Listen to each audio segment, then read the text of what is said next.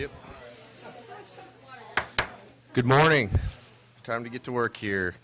It's June 3rd, and it is 9 a.m. So first item on the agenda is pledge, and I would ask that Mrs. Debbie Batista come up and lead it since she's our elections person, and today is day to vote. If you all stand and join me in the pledge. I pledge allegiance to the flag of the United States of America and to the republic for which it stands, one nation, under God, indivisible, with liberty and justice for all. Thank you. Thank you, Debbie. Okay. Next item is oral communication. Anybody can talk about anything that's not printed on the agenda. No action may be taken by the board. 15 minutes. Come on up. Good morning. I'm Kathy Bramlett, and I'm here representing the Tuolumne County Commission on Aging and the Senior Expo. I'm here to remind you that a week from tomorrow will be our 5th annual Senior Expo, and I want to make sure that you remember to come and join us and invite all your constituents. I also want to thank the Tuolumne County Transportation Agency, Darren Grossi, this year. He's partnered with us for a couple of years offering rides for those who have who need transportation, and this year he's declared that a free transit day, so he's partnering with us in a bigger way, and we're so pleased about that. So I have some brochures to pass. Remember to come. We also have our seminar schedule. Those are new this year, including our very own Dr. Todd Stolp joining us, and Detective Lilly from the Sheriff's Department, and of course many of our county agencies are represented in our over 45 booths. The second thing I'd like to mention briefly is we do have 2 new commissioners up for appointment on the consent calendar, and I look forward to welcoming Donita Osborne and Dory Stoffel to the commission after their confirmation today. Thank you for your time. Thank you.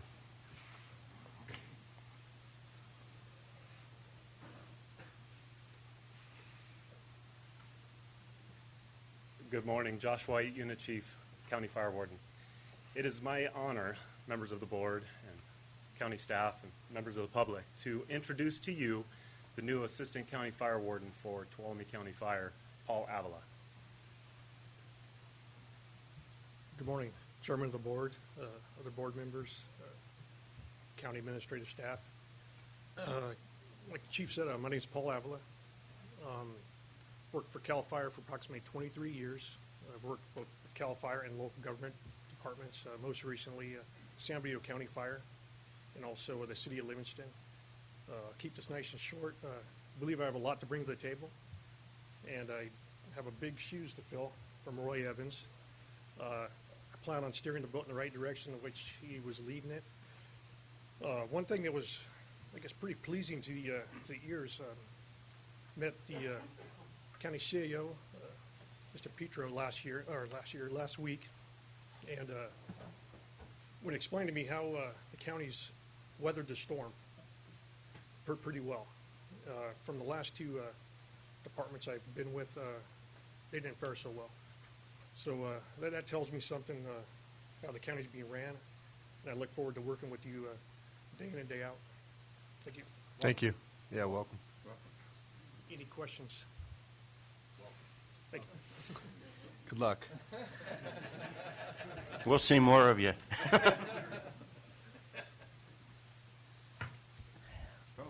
Vote, yeah. Hi, I'm Debbie Batista. I'm the Register of Voters for Tuolumne County. I'm glad and can announce to you all the polls have been open since 7 o'clock today and will stay open till 8 o'clock tonight. If you have not voted, please drop by and vote at your polling place. If you're not sure where your polling place is, you can get on our web page, put in your address. It'll tell you where your polling place is. You can call my office, 533-5570. We'll tell you where your polling place is. Or you can just come in downstairs to South Green Street and vote no matter where your polling place is, because it's an early polling place, voting place. They are predicting that statewide that we shouldn't even have a 30% turnout. We want to show them that Tuolumne County is very much engaged and they care about who our leaders are and vote and hopefully get at least double that percentage for a turnout. So once again, Today is Election Day. Please exercise your right to voice your opinion, even if it doesn't agree with mine. So vote. Thank you. Hello, my name's Trish Peller, and my husband and I own the Columbia Nursery and Florist over in Paris Ferry Road. We purchased the nursery in 2006. A couple of years ago, we added a cafe, and when we first opened the cafe, we thought it'd be great to be able to serve a little beer and wine also, go with the ambiance there. And it's $600 plus through the ABC. And there's a little line on that application that has to be signed off by the county. And so when we tried to get that little line signed off by the county, we had to get a use permit. And because there is no category for a non-CEQA beer and wine license, we fell into the all other. And so that fee is $2,422. So we waited a couple years. We just started offering dinners Friday and Saturday nights, so I'd like to encourage you guys to come out, all of you. But we really feel with the dinners, it's really important that we have that beer and wine license. And so we went ahead and dished out that fee last week, but I was strongly encouraged to appear before the board to see if we could create a line item, maybe that's a little less money or a lot, for the beer and wine license use fee. Thank you. And I think that's something we could look into. Was that, are we permitted to give direction to staff? Yeah. Did you get the direction? Thank you.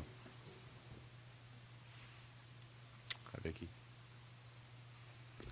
Good morning. I'm Vicki Helmar, Air Pollution Control Officer. Well, our green waste recycling program is finally underway, and this program provides vouchers to Tuolumne County residents for the free disposal of green waste, such as leaves, pine needles, brush, small limbs, that sort of thing. We have 2,000 vouchers that are available on a first-come, first-served basis. Each household is limited to 4 vouchers. 1 voucher is equal to 1 cubic feet of green waste material, and that amount is about the amount that will fill a small pickup bid. Vouchers are now available and will be valid through June 30th of 2015. So people have 13 months to use these. The vouchers can be used at Cal Sierra Earth Resources Facility on Comage Avenue in Sonora or at the Plainview slash site in Twain Harte. Vouchers can be obtained by visiting the Tuolumne County's website. A link on the homepage will take you to the voucher application form, and we have a pretty quick turnaround, about a day, to get those vouchers back out to folks. They can also be obtained in person at the Tuolumne County Air Pollution Control District office, which is located at 22365 South Airport Road in Columbia, or in the Twain Harte Community Services District office, which is located at 22933 Twain Harte Drive. And given the drought situation and the high fire dangers, it's important for residents to establish the defensible space around their homes. And these vouchers provide a clean and easy way to dispose of the green waste. And for more information, people can call our office at 533-5693. And I have some flyers here I'll leave at the back of the room. Vicki, I did send your flyer to Groveland, knowing full well that you don't have a spot up there. But in the future, maybe working with Pine Mountain Lake and their disposal site, that we could come up with something that would help the people that don't live in Pine Mountain Lake to dispose of some of that stuff. When we started this program this year, we kind of had started some discussions with our transfer station up there, but it just didn't work out for this year. Okay. All right, thank you. Thank you very much.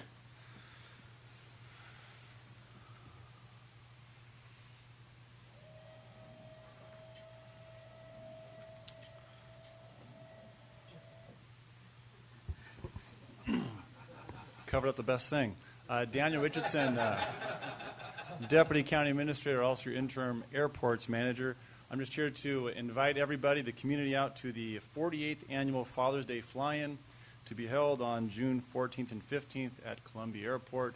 This is an annual event. It is wonderful to showcase what we have out there as our resource at Columbia Airport. We've already seen the air attack base in full action this year, and we have a variety of great planes and remote control, warbirds that will be there, and the traditional events at the Father's Day flying. So we look forward to having everybody there. There is a website. You can go on, search for Columbia Father's Day flying. It'll come out and give you all the information. So we look forward to seeing you all out there. Thank you, Daniel.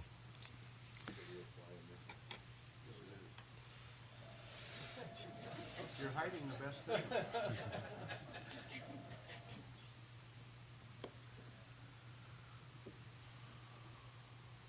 Okay, is there any other public comment? Seeing none, would the clerk please read our consent calendar? Consideration of approving the minutes of the meeting held May 6, 2014, authorizing county council to execute Liebert Cassidy Whitmore's informal consent regarding legal services related to its representation of the Twain Harte Community Service District for review and of advice on the proposed Tuolumne County Fire Service Provider Automatic and Mutual Aid Agreement. Approving a notice of completion of the jail maintenance and repair project with Harris Builders. Approving the reappointment of Kevin Townsend and Jim Phelan to the Fish and Game Preservation Advisory Committee, and approving the appointment of Danita Osborne and Doris Stoffel to the Tuolumne County Commission on Aging, and declaring a vacancy of Douglas Wagner, directing the clerk to send a letter of appreciation and post a notice of vacancy. Okay, would anyone like to pull any items? Seeing none, can I get a motion? Mr. Chairman, I move we approve the consent calendar. A second. Okay, we got a motion and a second. Any public comment? Hearing back, call for the question. All in favor, say aye. Aye. Opposed? Motion carries 5-0. Thank you very much. Could the clerk please read 6?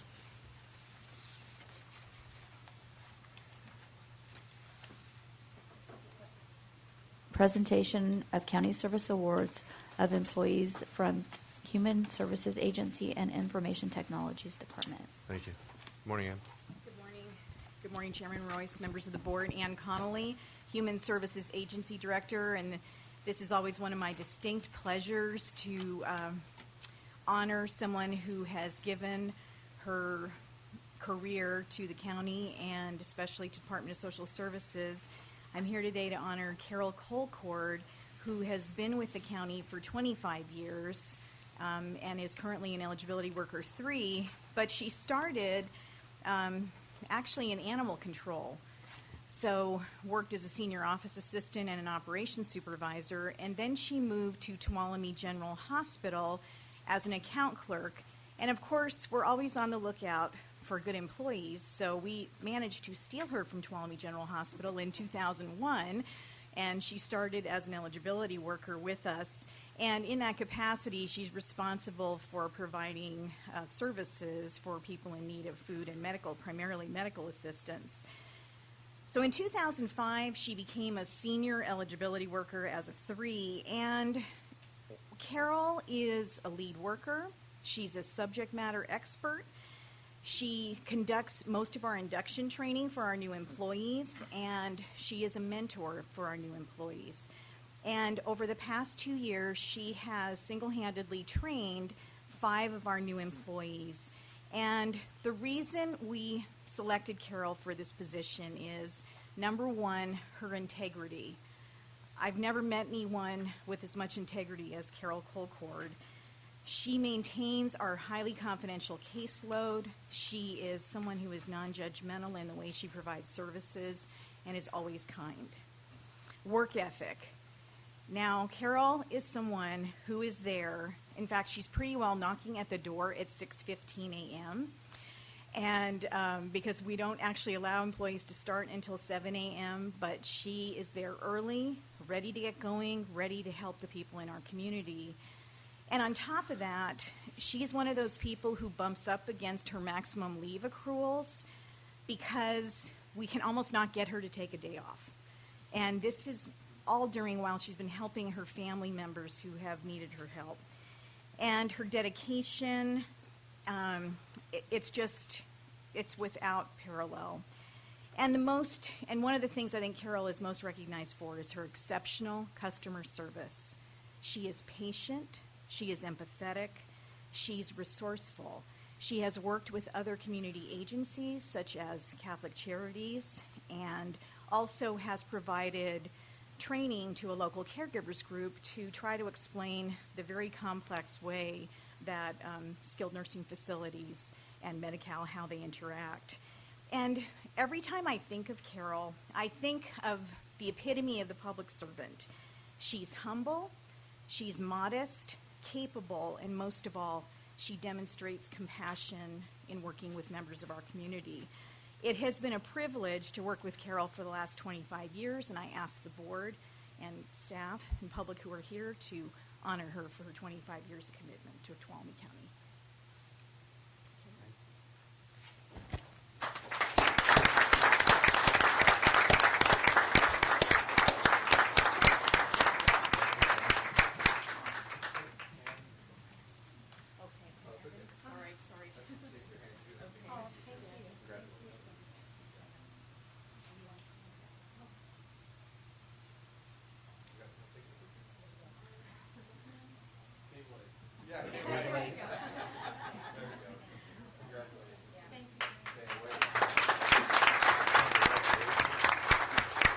I just wanted to take a brief moment to thank the county for allowing me to be of service in all these years, and I don't know where they went.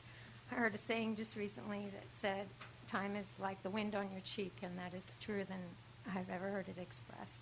So thank you very much. Thank you.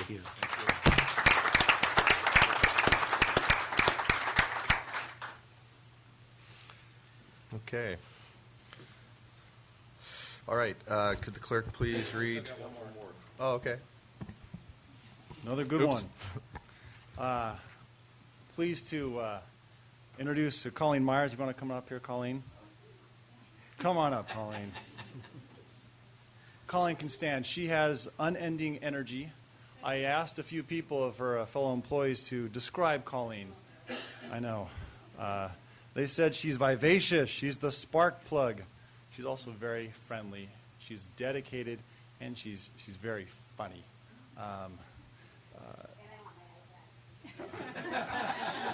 She keeps bugging me, just like the board. They want their iPads. She actually came to IT. She works in information technology, but she started her career at Tuolumne County as a dispatcher. Hired onto the sheriff's office back in 1994 in June. She became a lead dispatcher in August of 97. And then in 2007, she decided she wanted to join information technology. And she's been with us ever since and became a systems analyst programmer 1 and then a 2. And she has always taken care of all the justice center departments. So sheriff, probation, county counsel, public defender, district attorney. She provides them with excellent customer service. She has facilitated multiple software implementations. Each of them seem to want to hire her as their own IT employee. And starting this year, she is going to join the county's customer service team as one of the presenters. So look out. So she'll divulge her gold standard service secrets to all the new employees who come through. Let me read you a letter, a portion of a letter that was written about Colleen when she was a sheriff's dispatcher, but this could be said about her now as well. It said, Dear Sheriff Department, thank you, or IT, or whatever department she might be working for, thank you for having such a wonderful employee. I believe her name is Colleen. Yes, indeed. I cannot tell you enough what a comfort it was to have Colleen answer the phone and in her smooth, reassuring voice kept me calm by asking me knowledgeable questions. I just wanted to say thank you for hiring the best for our county. I would concur. Colleen's enthusiasm and her professionalism is infectious. For those of you who had the opportunity to work along with Colleen or spent any of those 20 years with her, we are fortunate. Thank you, Colleen, for your service.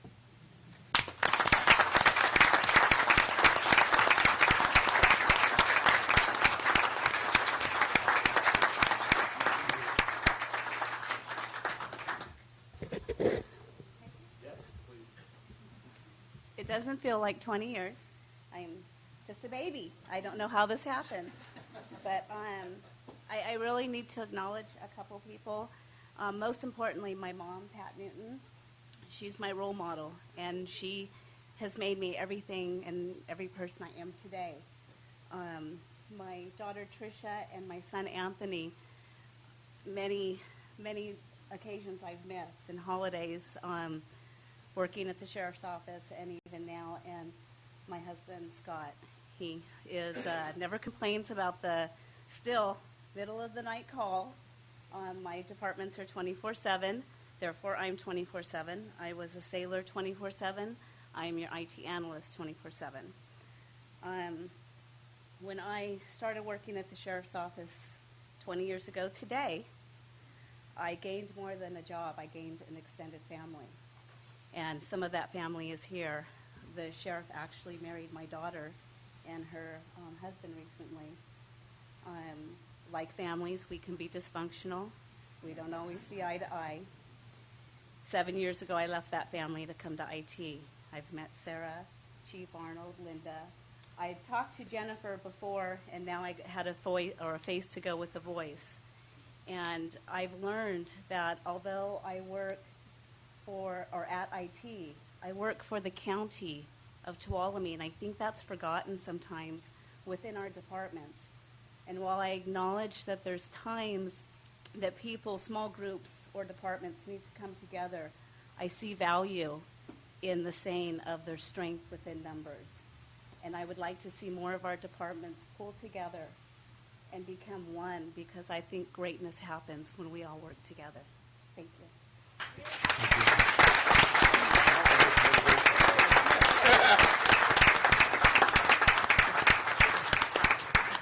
Well said. Okay. Now could the clerk please read item 7? Consideration of approving a certificate of recognition commending Robert Steele for his dedicated service to the county as a member of the Tuolumne County Planning Commission and the Columbia Area Planning Commission. Good morning, Mr. Chairman, members of the board. I'm Bev Shane, Community Resources Director and Secretary to your Planning Commission. In that role as Secretary of the Commissions, I have the pleasure to work with Bob Steele, first as a member of the Columbia Area Planning Commission and more currently as a member of the Tuolumne County Planning Commission. I'm here today to ask your board to approve a certificate of recognition for Bob's dedicated service to the county. In addition, while serving on the Planning Commission, he was a member of your Planning Committee, and those of you who work with Bob on the committee know how detail-oriented he is, and I think you'll be pleased with our general plan update because Bob has had a huge influence on that as he reviewed it as part of that committee. He also served on your Agricultural Advisory Committee, and he has been a volunteer for many, many groups and organizations throughout the county. So today I'm here to ask your board to recognize Bob Steele. Thank you. Carl. Yeah. This county certainly could not do its business without people like Bob Steele. And there's a couple of handfuls of people that it seems like every meeting I go to, they're there. Certainly, Bob is at the top of that list. His activities on the Ag Commission, on the Planning Commission, and on the Planning Committee, I could spend the whole day enumerating them. It takes a lot of work, and especially when you have the attention to detail that Robert Steele has, that is really needed to get the quality of work done that we do and that we need. And he's been there. I have no clue how many hours he's put in as a volunteer to this county, and it's very, very important that everybody really realizes the loss that we're going to have when Mr. Steele moves on down south a little bit here. Bob, I can't tell you how much I personally appreciate it, because you've obviously been not just a volunteer for the county, but you're a very treasured neighbor of mine as well.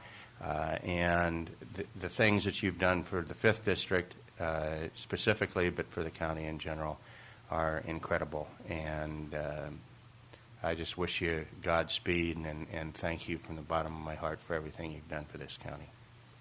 Well said. And I'll make a motion when it's time. Go ahead. I won't be as long as Carl, because he did a really eloquent job of citing your worth to our county. But I personally want to thank you. I enjoyed working with you, and hope you find your way back. Thank you. Thank you. Randy? Cannot go without saying something. Carl said most everything, but I have to just add my personal thanks. I know you have been a committed, dedicated servant of the public and the county, and I've seen you in action, and I have to just say thank you. And I guess I would just say that I agree with everything that's been said, and thank you very much, Bob, for your service. You've done an excellent job, outstanding, and I would agree you're a role model for other planning commissioners and community members and the service that you've given. So at this time, get a motion? Sure. Mr. Chairman, I move that we approve a certificate of recognition commending Robert Steele for his dedicated service to the county as a member of the Tuolumne County Planning Commission and the Columbia Area Planning Commission. Second. All right, good. Any public comment? Well, hold on.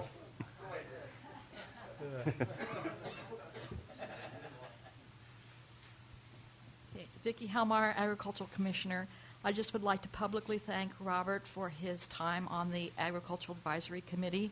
He came at a time when we were really kind of buttoning up this whole thing with the revisions to the ag element and to our ag zoning and our 10604, and his input was very, very, very helpful in getting us to where we are today. So, Robert, thank you, and good luck. Thanks, Vicki. Okay, with that, I'm going to call, we'll get, hold on, let's prove it, and then I'll present it. Call for the question, all in favor? Aye. Okay, motion carries 5-0. Now.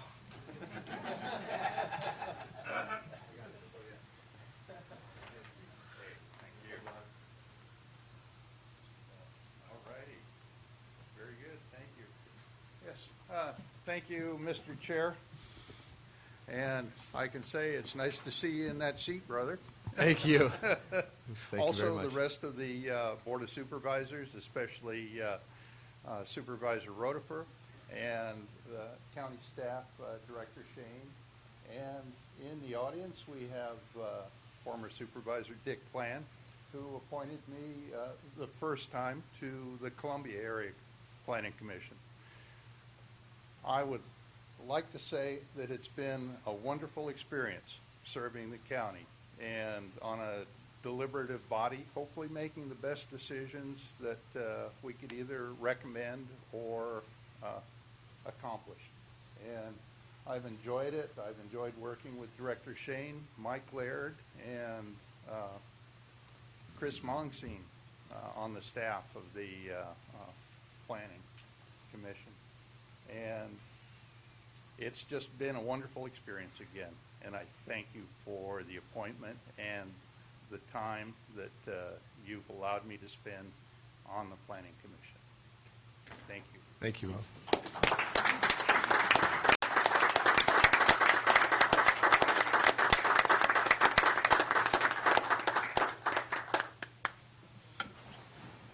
Very nice. Don't forget what John said. Come back. All right. Could the clerk please read 8? Consideration of adopting a resolution continuing the local state of emergency as required by the California Emergency Services Act, Article 14, Section 8630C. Good morning, Tracy Riggs, County Administrator's Office and OES Coordinator. It is that time again for your board to review whether or not you would like to continue the local state of emergency or to end the local state of emergency. And with that being said, there's a lot going on each month as we work through the drought. So since we last met, we have now completed all of the drought forums that we in each of the supervisorial districts. We've had we had a good turnout and a lot of good positive interaction. I'd like to also thank those who participated on that panel each and every week that we went out. There was a myriad of individuals, but just go to some of the agency names. TUD was instrumental. So was Twain Harte Community Services District. We also had Groveland Community Services District, and Hetch Hetchy even came into the Groveland Community Forum, and they did a presentation on their water system as well, which was quite informational. And then, of course, we had our own agencies and their own county departments with environmental health, public health, ag, and our local fire departments. So all of those were instrumental in providing information, answering questions after each of those forums. We continue to work closely with all the water districts and companies. As you know, there's 138, so we often, any of those of us on that list you just heard on the panel, are often hearing from them throughout the weeks, months, answering questions and connecting them to the resources. We also have our operational area meeting tomorrow. Normally we have 2 a year, one at pre-fire, pre-winter. We already had the first one that we would normally have, but the group decided because of the current conditions they'd like to meet again, so tomorrow's our second meeting for this time of year. And I would expect that this group will probably want to meet again maybe in July or August as well, which also reminds me, as we continue with these drought forms, we did discuss the possibility of and likelihood of having these community drought forms again in maybe July or August, so that we can get back out there into the community and inform them of what's currently the current conditions and what to expect. And finally, we do have today Tom Shaja and Lisa Westbrook. They're here to give you an update on the local water conditions, and we'll get their PowerPoint up. And if we have any questions, I know we have Vicki here, and she has been giving each of the forums a great update. And also, Rob Koslevy has done a great job on the wells. As you have all heard, some of the comments of if I'm on a well, I don't need to conserve, and he's been really good about getting out there and explaining how that's really a myth. It's not true. Those of us on a well do need to conserve, and he has a great presentation on how those wells are recharged. So if anyone has questions on that, if they contact County Administrator's Office, we can get them in line with those resources.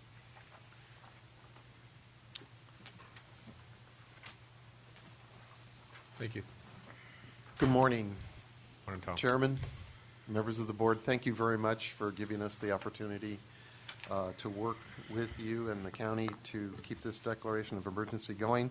Before I get into that, going back to the green waste flyer vouchers are available also at the front counter at TUD.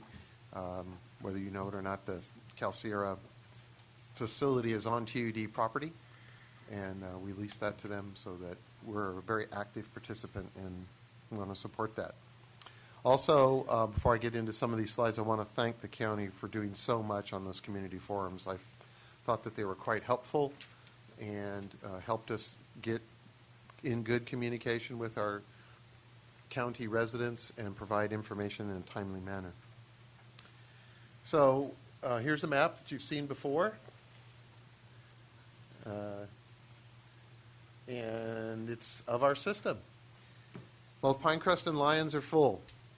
Pinecrest and Lyons are doing kind of a sputtering this time of the year. Started last week and will probably continue through this week, where they're full, not full, full, not full, depending on what little water's coming down, how PG&E is starting to reoperate the system. The Philadelphia diversion, which takes water out of the South Fork into the Middle Fork, has been turned off for several days. They have stopped that. That's allowed more water to go down to Lyons. They've also reduced the flow in the main canal by 50%. They did that over the weekend. Up until, as long as the reservoirs are predicted to spill or are spilling, PG&E controls the flow in the canals for the hydroelectric operation. As soon as that stops, then TUD gets in control of the flow in the main canal in particular. So not good. It's very early into spill. So this one you've seen before. How serious is it? We know it's pretty bad. It's continued to stay bad. But what's interesting also is the temperatures that are being predicted. Again, the state is predicting that we're going to see much warmer temperatures this summer, so that not only will that affect, of course, concerns about fire season, but concerns about water usage will go up. People will tend to use a little more water, particularly in our community. Swamp coolers are pretty popular and can be seen as a significant use. Our water use in our water treatment plants trails somewhere between 1 and 3 days behind temperatures. As the temperatures go up and down, we see our treatment plant productions having to go up and down to match the community's reaction to temperature.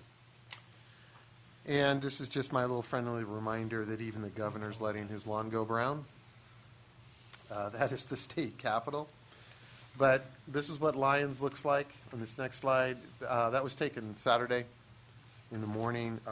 That is not spill. That is leakage around the gates and the boards. And it's all being put to use, which can be seen in this picture. You're now standing in the middle of the dam, looking down at the Cushion Dam. This arch down in here is what's known as the Cushion Dam. You'll notice nothing's going over, and the river is dry from this point to here. This is the spill point back into the river. This pipeline is the main canal, and this is the beginning of the flume system. So when I look at that, I see that the spill's over, and we're about done. So as an update, these are some of the things we've been working on. I know what's going on. The wells in the middle zone are doing well, and I need to point out that our customers are reacting very well. Depending on where we're at, we're seeing somewhere between mid-20s to mid-30s in percentage conservation, both for April and May, which is really good because our outside watering normally doesn't pick up until about May. So we're pleased with that, the work that our community is doing. But with the end of spill, we're now going to start activating all of our wells in the East Sonora area. Also, the Melville project, where it's been constructed, we're now in the final operational stages of bringing it up online, which will be a significant help to the Jamestown area. And the new Maloney system is ready to go, and we plan on working on it. And something that we decided we had to do is the Matlow project. Matlow Reservoir serves the Columbia area, and most particularly, obviously the park, the community, but CAL FIRE. This area serves the CAL FIRE air attack base, and like I had to explain to a member at a state agency, I'm not talking about the barracks, I'm talking about the bombers. They fill up their bombers before they leave. They can easily use 100,000 gallons a day when they're working on a fire. And what we determined, because in early May, we received notice from the Bureau that New Maloney's would not have water available for us to pump in October, like we have traditionally to keep Columbia and the air attack base in water. And we met with PG&E and tried to work with them to change the annual ditch outage. They have a significant flume issue that they want to address that they feel like they've postponed as long as possible. So our reaction was to develop this project.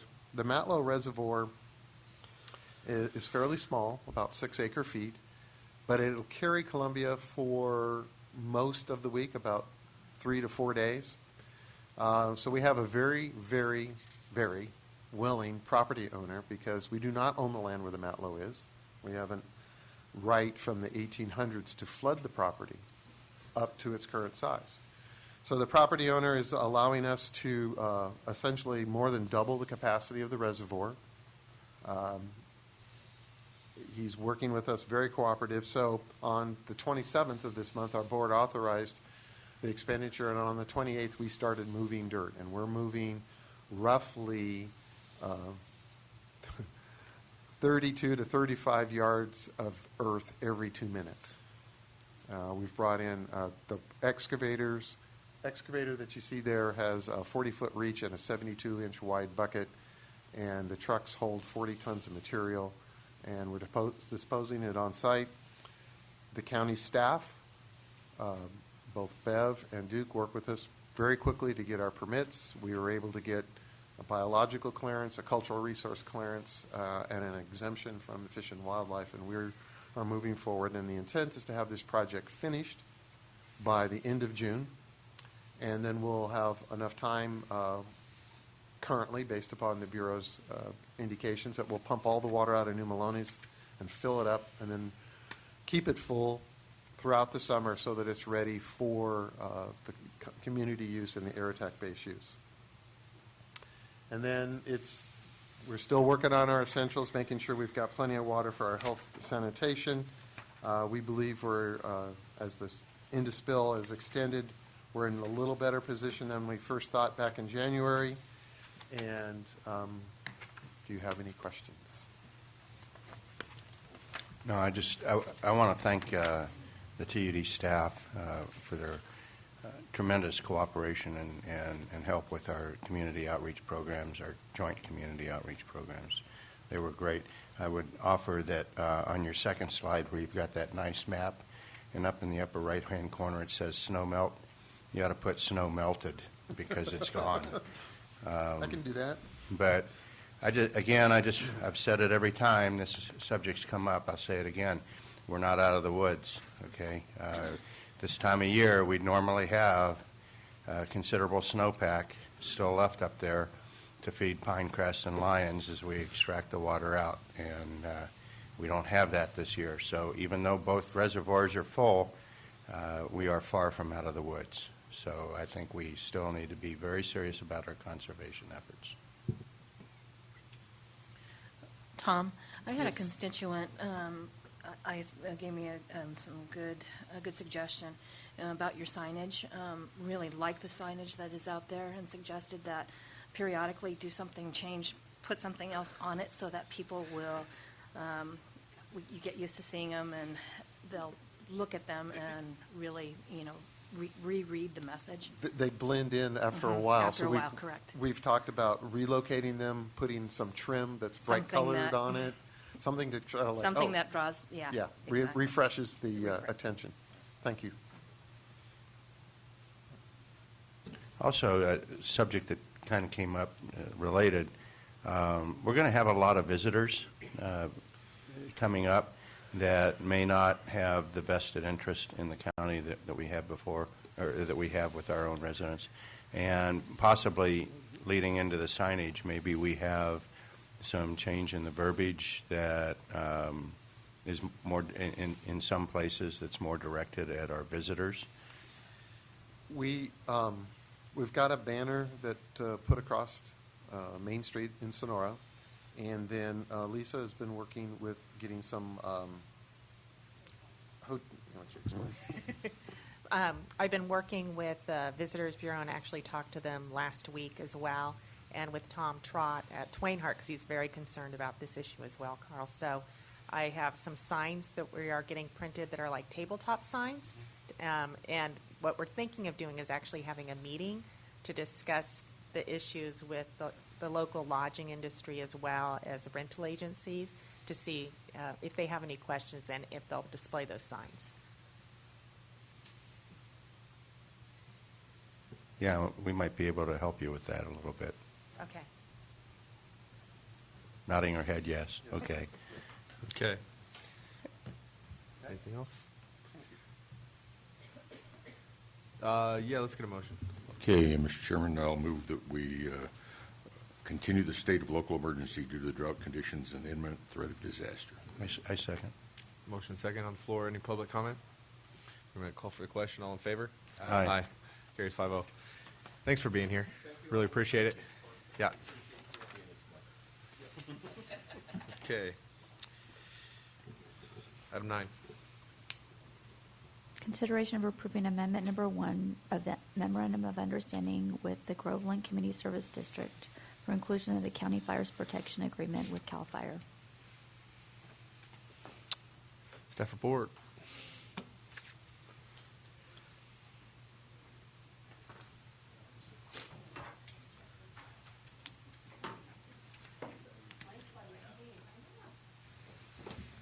Good morning.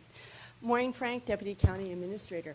We're here today before you regarding an MOU that the county has with Groveland Community Service District for fire services.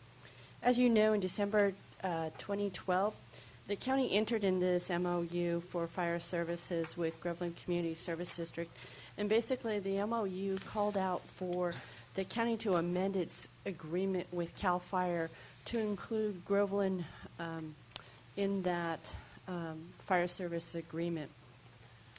The county, as you know, as your next item, is considering the renewal of that agreement with CAL FIRE. So at that time, it also called for us to talk to GCSD to see if they were interested in renewing their agreement with CAL FIRE also to be included in the new agreement that we have with CAL FIRE. GCSD, at their May 13th, 2014 board meeting, voted to continue with this process. For your consideration today is an amendment with that MOU, and there are two changes that need to be noted in this MOU. Number one, the MOU now has the same terms we're considering with the CAL FIRE agreement, so that's going to be a 3-year term starting July 1st, 2014 and going until 2017. The second change in this MOU really has to do with process.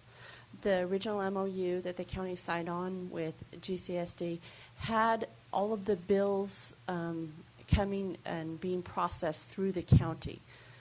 So if you noticed in your budget binder that you have, it shows that the money flowed in and out of the county fire budget. Right now we're changing that process, so CAL FIRE will directly bill GCSD for the services they render to them, and GCSD will directly pay the state for those services. This MOU and this amendment has been reviewed and approved by your county council, and we're here today to answer any questions you may have on it. No question, just a comment. The contract has been working real well in Groveland. People are happy with it. I think you got a good group of guys there, and they're doing a great job. So just want to add that. Thanks. Glad to hear it. Anything else? Questions? Take public comment. Bring it back for motion. Mr. Chairman, I move that we approve the amendment number 1 for memorandum of understanding between the County of Groveland Community Service District for inclusion in the county's fire protection agreement with CAL FIRE. A second. Okay, we have a motion and a second. Call for the question. All in favor? Aye. Carries 5-0. Thank you very much. Okay. 10. Consideration of adopting a resolution approving the Schedule A agreement with CAL FIRE for protection services. Staff report. Great. Maureen Frank, again, Deputy County Administrator. As you just heard, our contract with CAL FIRE has been a longstanding, very beneficial relationship. No better seeing that than what this community experienced last year with the RIM fire. Whether it's a large fire like that or whether it's the daily fires that they respond to as far as vegetation, it's a very beneficial, as I said, relationship, and one in which I think we want to continue. The current agreement that we have expires June 30th, 2014. The Schedule A, for the audience, and it's written in your memo, the Schedule A agreement that we have before you for your consideration basically calls for emergency fire protection response and basic life support. It includes dispatch services, and it includes extended fire protection services through the Amador plan. There's 3 basic components of this agreement. The first includes the Schedule A, which includes all the details for the full permanent positions for county fire personnel. The second schedule lists all the details for the full permanent positions for your Groveland Fire Department, and that's the one that you just improved the amendment for. And the third schedule is known as the Amador Plan, and it includes the cost for Twain Hart and Blanchard fire stations, the engines, the equipment rate, and all related utilities. As I said, the current agreement expires this June. Staff is recommending that this agreement be renewed for an additional 3-year period. The total cost for fiscal year 14-15 would not exceed $3,317,289. The total agreement for the full 3 years, and this is at the, if you will, kind of the E-step, the maximum amount the county would pay. It doesn't mean that we pay it every year. We pay actual costs. So this is the maximum amount that for the 3-year period would be the $10,122,867. When I went through the agreement, there were very little changes from the previous agreement you have between the county and CAL FIRE and the one being proposed in front of you today. Basically, the table in your memo kind of lists the modest changes in it. Basically, it's small adjustments or, if you will, increases, and it's firefighter benefit rate, communications and operations salaries and benefits, overtime benefit rate, unplanned overtime rate, and unemployment rate. So, like I said, those were the minor changes that between your current contract and the contract that you have before you today. As stated earlier, CAL FIRE and GCSD, that relationship is going well, and GCSD has approved and wants to participate in this agreement that's before you today. Your Fire Chief, Roy Evans, and I are here to answer any questions you may have. Former. I know. My name is getting used to the switch. We got the new and the old. Okay. I'll let anybody else go. I've got some, but okay, my turn. Couple questions. And these are about two goals of the boards, and I just wanted to check on status of those, and I just want to put a little bit of emphasis on how much I'd like to see these things happen. One of them is the update of our dispatch system, and I know that since I've been here, there's been talk about that, and it's supposed to have been done at certain points, and with turnover and different things, people tasked with it, it just hasn't gotten to that point. So what's the current status of that one? What kind of an expectation do we have for time to complete? So you want me to answer that one, or you want me to answer on both of them? Go ahead with that one, then I'll ask the other one. Okay. Roy Evans, former Assistant County Fire Warden. That specific board goal still remains a priority. It's all part of the closest resource concept, and right now we're still waiting for auto aid and mutual aid agreements to be signed and be presented in front of their boards for approval. Mhm. And once we gather all that information, and then we can start building response plans that are more appropriate. Yeah. But that we're still in the beginning steps of trying to get information back from the districts themselves. Yeah. That we can so we can build those response plans appropriately. Okay. And the next question I have is about fire insurance, and we've talked about it from time to time. I get phone calls from constituents all the time about outrageous, fire premiums, and it affects the real estate market, makes it difficult for people to sell their houses, difficult for people to buy houses, and it just ends up costing people an enormous amount of money. So I know that there's a lot of different aspects to that. I was interested in pursuing it with our housing policy committee, but I kind of held off because I know you guys have been working on that. So I'll see where it's at and then kind of what we can do to help facilitate any kind of improvement in that area. Okay, so currently we are working with, or I'm working with our prevention staff. Yeah. Steve Gregory is already gathering information so we can have a decent database that's appropriate and true. And again, once we start gathering that information and cataloging it, we'll be able to provide a better feeling for what's happening out there.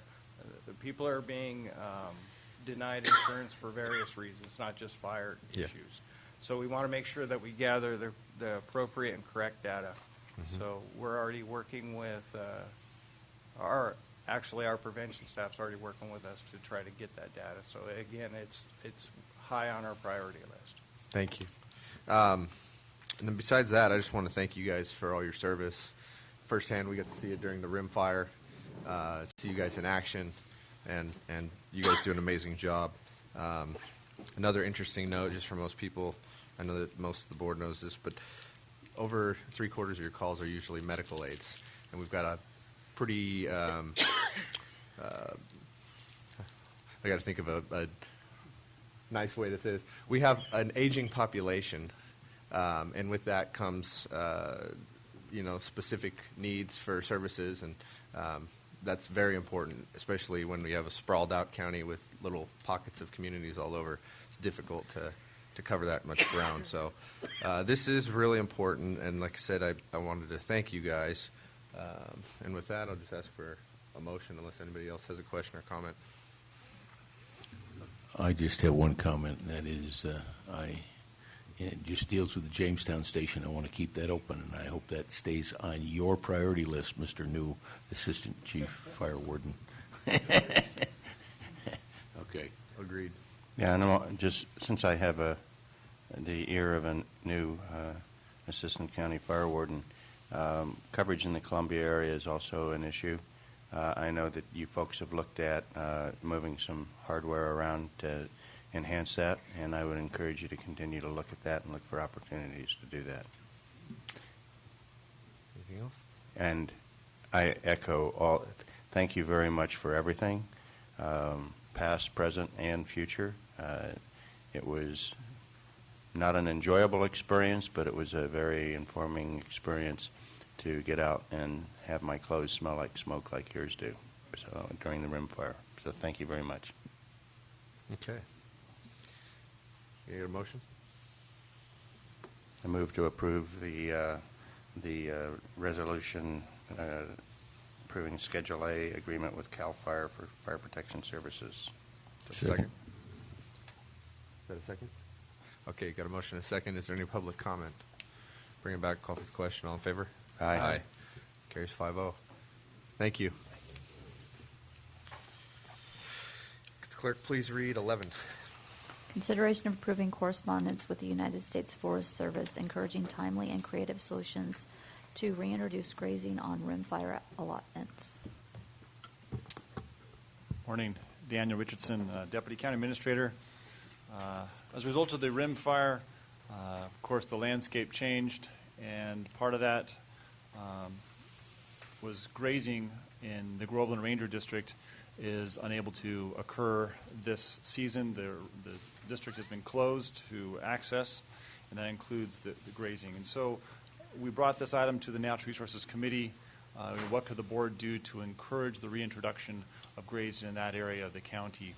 And so we thought it was appropriate to bring a letter to the Board of Supervisors for consideration that indicates the board's desire to rethink possibly the complete closure and see what the Forest Service can do in the Groveland Ranger District to encourage the reintroduction of the grazing on these particular allotments. Included in your packet are some interesting color pictures that we're taking in this area that does show regrowth in the rim fire. How much is there? I don't know, but pictures are worth quite a bit. So we thought that was important for you to see. We do have a letter that we drafted for board consideration. Thank you. Questions? Mr. Chairman, just a comment, and that is that last Thursday I was out on the rimfire footprint, and that's exactly what I was looking at was regrowth, and I saw a lot of it. The wildflowers are spectacular.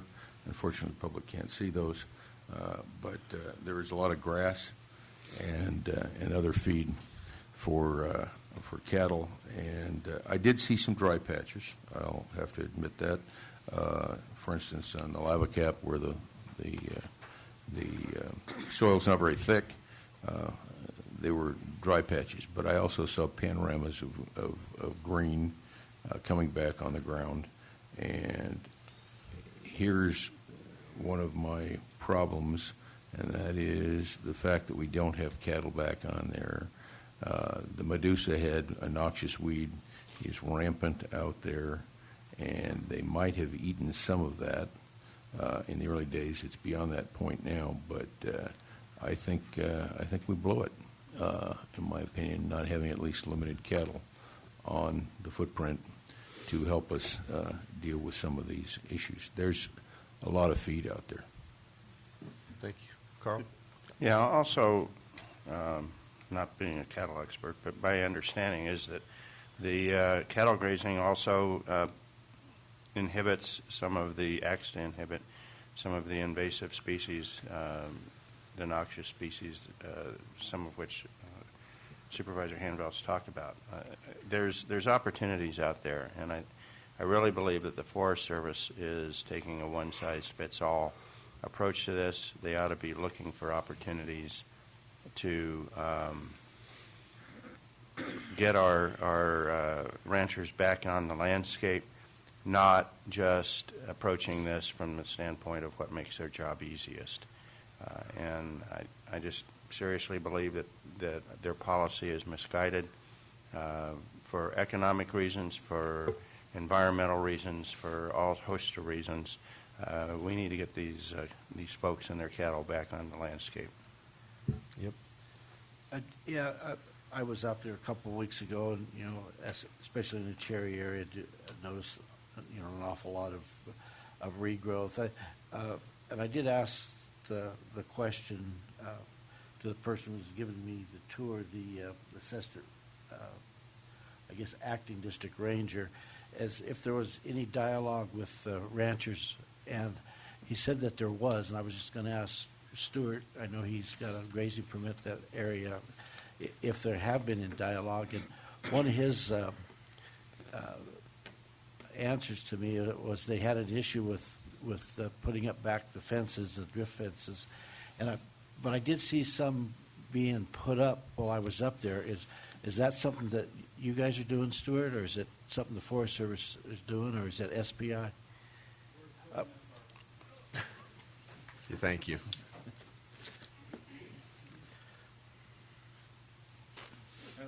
Thank you for taking this issue up. Appreciate it. The fences, we're putting up some of our own fences. They're private property and some that we lease and stuff like that. And I'm not really sure what the Forest Service is doing yet. They're supposed to have a grant, and there's supposed to be some clearing going on, and I believe that they are trying to get that issue going. Yeah, that's what he led me to believe, that they were trying to get some fencing up so that they could get the cattle in. My experience up there is mostly that they're just fencing off the meadows. That's been the history there, where all the grass is. But I think we just need to press them to make sure that they're following through on that work. That, as I recall, they have $500,000 to work with there, and hopefully they're getting contractors and people out there. He did explain to me that there were some areas where they had to log, that it'd be kind of foolish to put the fence up right now and then have to take it all out. But seems to me, in my conversation with him, now he's only one person, that there was some progress on doing some of that. But again, I'm not in the loop, and I was hoping maybe that they're keeping you guys in the loop better.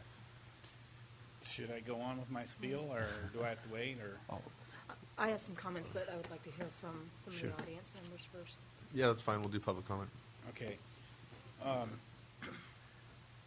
We've had numerous meetings with these people of what we thought was going to happen.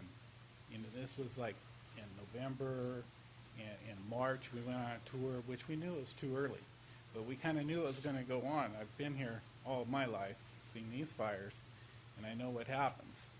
And we told them that that what was going to grow back out there, and sure enough, I got some more pictures if you'd like to see them. The brush is 3 feet tall, and we wanted them just to wait. Instead of saying no, she just said no twice, and not to even wait until the end here to see what would grow. And sure enough, it really grew big time. In the grass, you saw those pictures. In the brush, they call it cyanosis. They said it probably wouldn't grow for 2 years. Well, it came out of the stump. I got pictures in here. It's like 3 feet tall in some spots. And we just, it wasn't like we wanted to go out there with our whole herd. I don't have a whole herd. We just want to go out with some. It's just very costly for what I'm doing right now of trying to find these little places, put cows here or there, all the fuel, all the expenses, and we just get to say no. And then the fence issue, on my allotment at least, there's not very many fences. It's not like other fences, other allotments where they have boundary fences and they have to keep them off of Yosemite and stuff like that. So ours isn't that big of a deal. We just have to fence off a couple of meadows, and they didn't get damaged at all. So, I just wish that I could take a few more cattle or some cattle up, but I'm really worried about next year. You know, what are they going to do next year?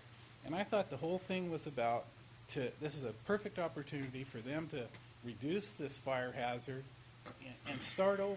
Okay, it got blanketed. Let's start over. Let's do something. Let's do something right. But right now, this is not right. Not to keep people out or the cattle out or anything, goats, whatever they want to do. And it's just ironic. And my allotment, there was a third of it that was a high severity, a third of it was moderate, a third of it never burned at all. Why can't I take up a third of my cattle on that on that aspect of it? That, I'm ripping the Forest Service in a way of their policies, but I got a good friend Crispin here, and he's trying his hardest to help us out. But the policies in Washington, D.C. is not working. In this coronation, I said this once before, and I've done some investigating on this coronation, and we do have the ability to have a say at the table what goes on in East National Forest.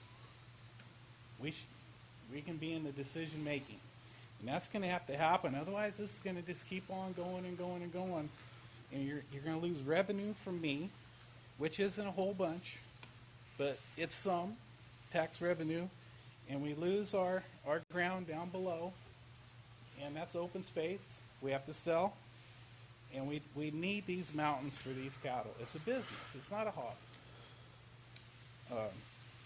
I can go on and on and on, but if you guys want to ask some questions. I think we got the point. We agree. I know. We understand. I'm preaching to the choir. You're not arguing. I know. No arguments here. Okay. But, it's just frustrating. And then I wanted to say one thing, too, about that meeting that we had on the 17th over there at Stryker Court. I appreciate all what you guys said. But, they took a lot of things out of context of what we said. There's just 3 of us there that were public. And that was mumbo jumbo, and I think you know it. And I know you can only do so much. But those are the kind of things that really gripe a guy, and we just need to change it somehow. And I'm going to go on a mission, and I'll tell you, there's nothing else to do. But if we have to get the media out here, whatever we got to do, this place is going to be on the map. And my mission is to change this policy of getting nothing done and watching this whole place burn up. Thank you. Come on up. Dick Geiser. My brother and I have an allotment. We had a phenomenal year this year in many ways. As you know, we're feeling the effects of the drought, both on our winter ranges and in our summer ranges as well. My allotment, my brother's and I allotment, is in Tuolumne County, and it's actually in the Calaveras district, but it's in Tuolumne County. Runs from about 4,000 to 8,000 feet. And I just wanted to point out that there is a couple of rays of sunshine in our drought year. And one is, it's probably the best thing in the weather pattern that could have happened for the erosion situation that could have occurred from the rim fire. We had some nice gentle rains. We didn't have a tremendous amount of rains. We would have loved to have had more precipitation. But as a result, we didn't have a tremendous amount of erosion, and it was just great for the grass crop. I have never seen, in 30 years of going on our allotment, the annual grasses as tall as they are in those areas below 6,000 feet, 4 or 5s. And I'm sure it's that way in Stewart's, in the way his pictures show. I don't envy Stewart when he does go back on the allotment, because one of the things most people don't realize is that when you put cows back on an allotment that they've been off of for several years or maybe never been on before, it is a major headache from trying to keep them there, trying to find them in the fall. All these things that once they establish their habits, it's a lot easier, but it sure is not going to be easy for the next few years for these people, Crooks and the Ericksons. The other thing is I handed you guys a page out of University of California Davis's Agriculture and Environmental Sciences magazine, and the page, the most important thing that this article shows is in the last paragraph, and I'll just read it, that this soil scientist put together, and it's a lot of those areas that are burned will rise out of the ash, and new life will come right up. And they can see that in the soil, and definitely, this was written probably written a month or two ago, but you certainly see what's happened this year and what's coming up. Any questions? I'd be glad to hear. Thank you. Is there any other public comment? Let's bring it back to the board. Just one comment. I've become aware that if the fencing, if it's a funding issue for the Forest Service, they got plenty of funds. They've got at least 3 contractors contracted to put up gates to keep people out. One contractor I know has been contracted to put up 38 gates. So they've got some money running around out there that came as a result of the rim fire. They're using it to keep people out, not trying to help people get back in. And I think that's fundamentally the wrong approach. So I have a couple quick questions, and maybe, Vicki, you can kind of help me with this one. When I look at this photograph where Stuart's in it, and I don't know if you have a packet, but it looks to me like all of this forage that's in the front of the picture is Medusa head. And one of my concerns is that that's probably one of the most invasive species that we have today. And I don't know that there is any chemical application that is really effective. I know you see we're working on it on some of our ground in the valley, and the most effective means that they have conveyed to us right now is really grazing in trying to get ahead of some of these Medusa head populations. Can you confirm, or is that outdated information? Vicki Helmar, Ag Commissioner. No, that's not outdated information. Medusa head is one of our major problems in our grazing areas right now, not only in Tuolumne County, but throughout California. The problem with Medusa head is that it has a high silica content, so it becomes unpalatable to cattle. As it ages. As it ages. Now, if you can get on there and get on there early enough, it's more palatable to the cattle, and cattle grazing is a way to help control Medusa head. Now, as far as chemical control goes, there are a few chemicals out there that have been tried for Medusa head. I know that the University of California Extension Office has had trials using milestone and glyphosate, and even though they show some promise, you have to hit it at exactly the right time, and you have to hit it with exactly the right rate. A milestone is one that looks promising, but you have to use such high rates that it becomes cost prohibitive. And probably would be problematic with some of the NEPA that would have to be done. And with the I'll Forest tell you Service. right now, on Forest Service land, that will be a huge issue, is to be able to get the NEPA completed in order to use both glyphosate and milestone for Medusa head. Okay, and then the other question I have probably would be for Stuart. I know there was some discussion about fencing, and I think there are a few things going on, trying to get some agreements done with CAL FIRE so that that activity can actually start. But aren't there other management practices that you can do that can help keep cattle in one area, as far as salting supplements, herding? I mean, are there areas that you could put your cattle out where there is an abundance of forage and manage them to keep them in those areas without fences? Well, that was one of the issues that said that we could do on these tours, that we could manage these cattle in a certain place.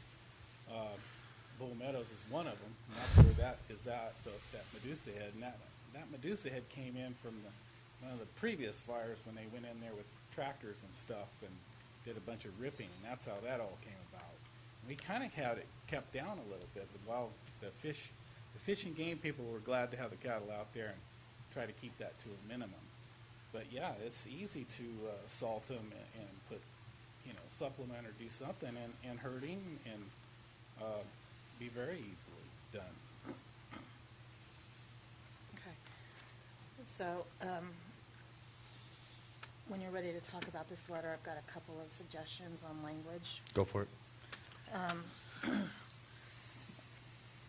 At the end of the first paragraph, we've got the Board of Supervisors would like to see reintroduction of grazing on the Groveland District allotments in a timely fashion. I'd like to strike out so as to take advantage of the available forage and insert utilizing where forage is abundant. Because I really think that is there are areas where the forage is not just adequate, but it is abundant. And then at the end of the second paragraph, the cattle business will benefit as well from preventing them from purchasing costly feed. I would like to strike out finding suitable forage, which requires expensive transportation and time. That is a piece of this, but I think the bigger issue is with the current drought, grazing alternatives are negligible. Those opportunities just are not out there. And then in the third paragraph, I would just like to add, prior to opening the allotments, with management alternatives. So that highlights utilizing some of those other things that Stuart was talking about. So the third paragraph, I'm sorry. Yeah. The county acknowledges the challenges with fencing and the need to properly address it prior to opening the allotments, also utilizing other management alternatives.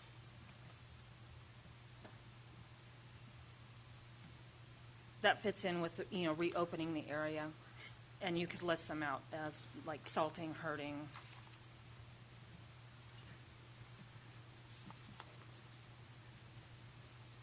That's about that. Sounds good to me. Any other comments? We're all on the same page. Sounds good. Can I get a motion including those corrections? So moved. Second. Okay. Motion and second. Call for the question. All in favor? Aye. Carries 5-0. Thank you. Clerk, please read 12.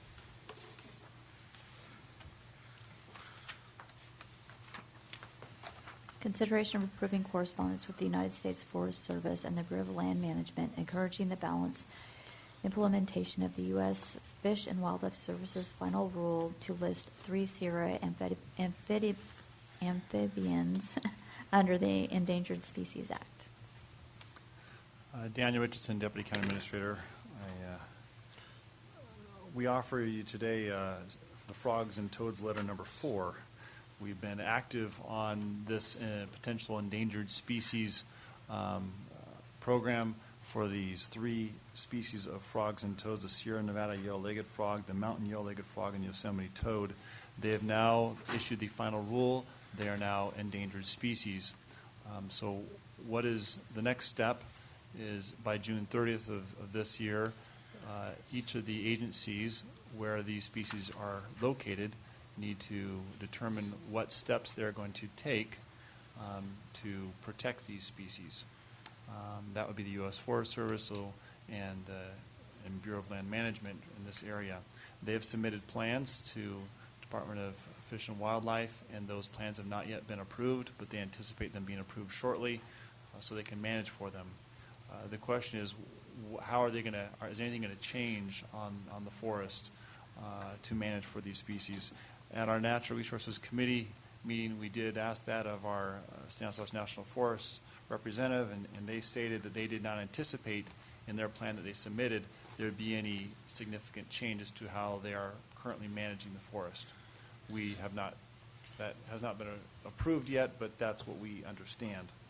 But at the same time, notwithstanding, we did want to submit a letter encouraging that we do not see any changes to the current management of the forest, and so we did put a letter together for your consideration. This is important because of the amount of land that is out there. If you look at the maps that designate potential areas to be protected, it's an enormous swath of land, And that is the next decision that U.S. Fish and Wildlife needs to determine is where does this need to be protected. And so that's the next fight that we have to go after, and that will occur later on this year. So there's a letter for your consideration. Yeah. I think this is a golden opportunity to assert our privilege under coordination. When I was up in Alaska at the joint meeting of the EELU and the Federal Lands Policy Committee meeting under NACO, I had an opportunity to talk to the head of the Forest Service's personal liaison to NACO, and the definition or the functionality of coordination as seen by our local Forest Service supervisor, as was relayed to both Supervisor Hanveld and myself, as well as I believe she talked about it in her presentation to the board, having to do with land use only and nothing else. I relayed that to the liaison, and his answer to me was that is absolutely not the Forest Service position, and I believe that this is bordering on land, if not fully into the area of land use anyway. I would like to see some language asserting our privilege under coordination to participate in the process of determining how they are going to mitigate for these species. Question, Carl. Can we get something from that fellow in writing that stipulates that? That would be something that I will be glad to try and chase that one down. Because it becomes one of these he said, she said things, and it certainly would be good to have an official. I can letterhead. I can do that. Okay. Anything else? Yeah. Sherry? And then Randy. Since Mr. Holland is in the audience, I would really like to thank him. I know this forest has been engaged in trying to work at what this mitigation could look like. I want to thank them for their efforts. I know they have been investing a lot of time and energy in trying to get at that answer. One of the concerns that I have with this listing, and the regional forester spoke to it when he was here, was doing single species management and emphasis on single species management. And he spoke to that, and I believe I heard him say that they were looking at an approach that took in the entire ecosystem, if you will, and trying to move away from single species habitat restriction. Well, restrictions is the wrong word, but I really want to get at that somewhere in this letter. And Daniel, maybe we can work with you, bring back Carl's comment on coordination, and find a way to really emphasize the need to not be looking at single species management.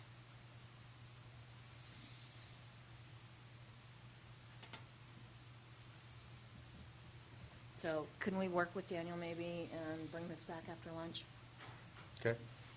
Randy?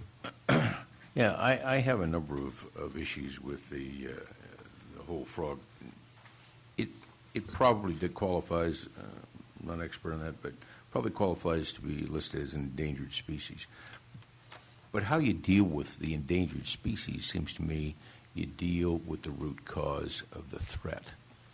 And as I understand it, the threat is not toads, or is not trout.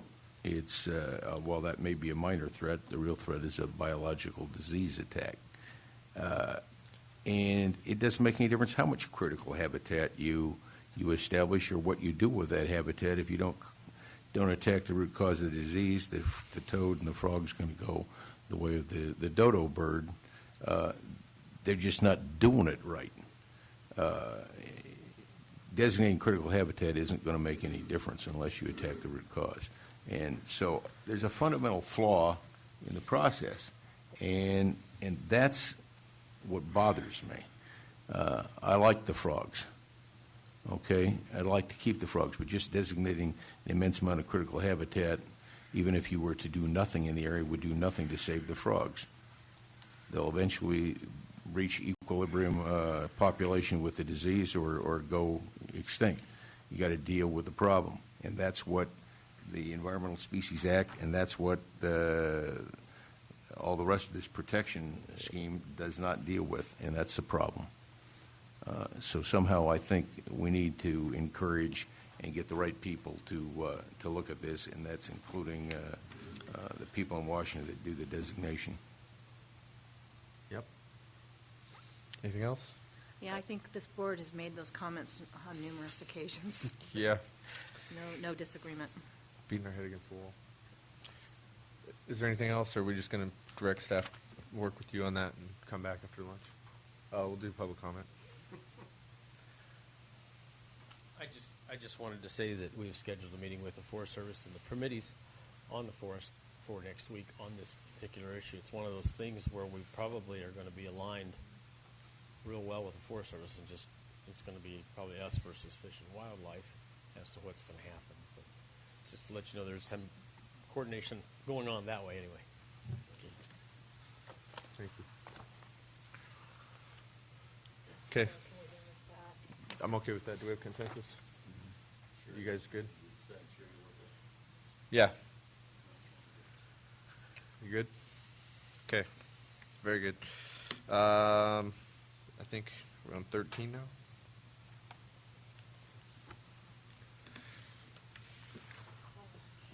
Consideration of approving correspondence on the draft Bay Delta Conservation Plan and associated draft environmental impact report, environmental impact statement. Staff report. Daniel Richardson, Deputy County Administrator. Before you, we have the Bay Delta Conservation Plan, the EIS-EIR comment period. Comments are due on June 13th. The goal of this Bay Delta Conservation Plan is to secure the California's water supply by improving the Delta and its ecological health. So what does this really mean to Tuolumne County? And that's what our letter tries to get at, is Tuolumne County really will lose water as a result of the Bay Delta Conservation Plan. There's nothing in this that will help us upstream of the Delta. I should say that Vicki Helmar accurately did say, well, it does help our food supply. And I think Sherry has also mentioned that. So we do benefit as far as our stomachs are concerned. But as far as water, we are on the loss side. The Bay Delta Conservation Plan has been criticized both from its length, its politics, and that it's not clear. It has these lofty goals, but it doesn't put enough detail for one to determine what is the impact on a particular area. And so what we have done is we've discussed this considerably at the Natural Resources Committee level, I guess at the Water Advisory Committee level. And we've put together Mr. Cadigan has put together a letter. This is a second draft, and so we have included, and this has come to the Board of Supervisors already, we've included board comments in his letter that came to you previously that does include the ability to improve the amount of water in Tuolumne County's watersheds and all the Sierra watersheds if we do put forth good forest management practices. So that was the last, the change that happened from the last time this came to the board, and now is the end, the paragraphs at the end of this letter that are underlined. Other than that, it is a letter that is, I guess we could say, is mainly opposed from Tuolumne County's perspective to the methods that are outlined in this 40,000-page document that is the BDCP. Sherry? I had a question. I thought at the Water Committee meeting that we suggested adding the words increased water storage. So the bold, the failure to consider improved forestry management practices and increased water storage as an alternative.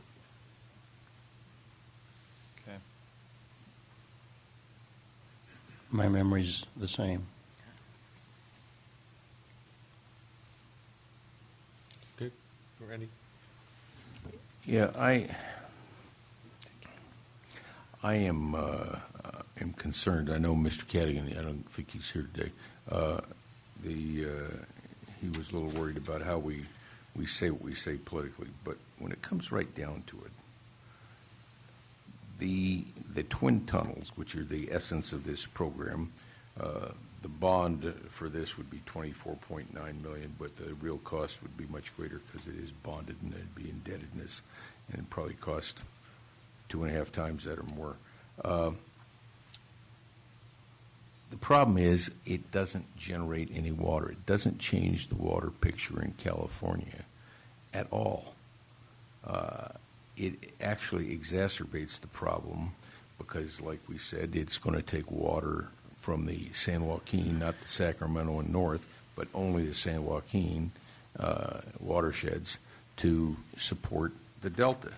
Now, we have and we've talked about this at length, we have a serious problem with groundwater replenishment in the state, and particularly down toward Tulare County. And if you're pulling water out of the south to support the Delta, you aren't going to be able to take any of that water, even in an abundant year, or maybe to replenish the groundwater. This is a myopic view of water. We needed an integrated approach to water in the state, and not the Bay Delta plan. And so we need to be very strong about that. And I'm not sure I'm willing to if you will, compromise and be nice about this. I know there are penalties to pay if you cross the right people, but they're ignoring us most of the time anyway. This is strictly to improve the salinity of water going south to the Metropolitan Water District. It does nothing for anybody else in the state, and that's a serious problem for me. And I think we need to be clear about that. Just a comment on the EIS portion there. I think it does define our position that we don't like the tunnel concept, and I think we all agree that twin tunnels are, for the reasons so well stated by Supervisor Handel, are not going to be the answer. And at the last meeting, I did bring up, if we're going to write a letter, try to be as balanced as we can and try to get our point across and cite specifics. And I think this letter does do that. Now, you can obviously end this letter with something that says, we're not in favor of the tunnel concept. But I think we've said it through the letter, citing the specific areas where we're in disagreement. But just my opinion.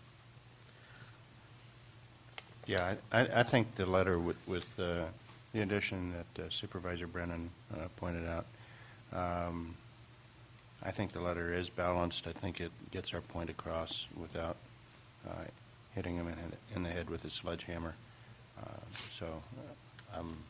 I'd be willing, after public comment and whatever, to make them up. Okay, public comment? Go ahead, Carl. Yeah, I move that with the ad that Supervisor Brennan articulated, that we approve the release of the letter and the chairman to sign it. I'll second. Got that? Randy? I'm going to support the letter because I think it carries a lot more weight if we have a unanimous vote on this. But I believe I'll have to send my own letter to make the point very clear. So, no problem. Thank you. Okay. Call for the question. All in favor? Aye. Aye. 5-0.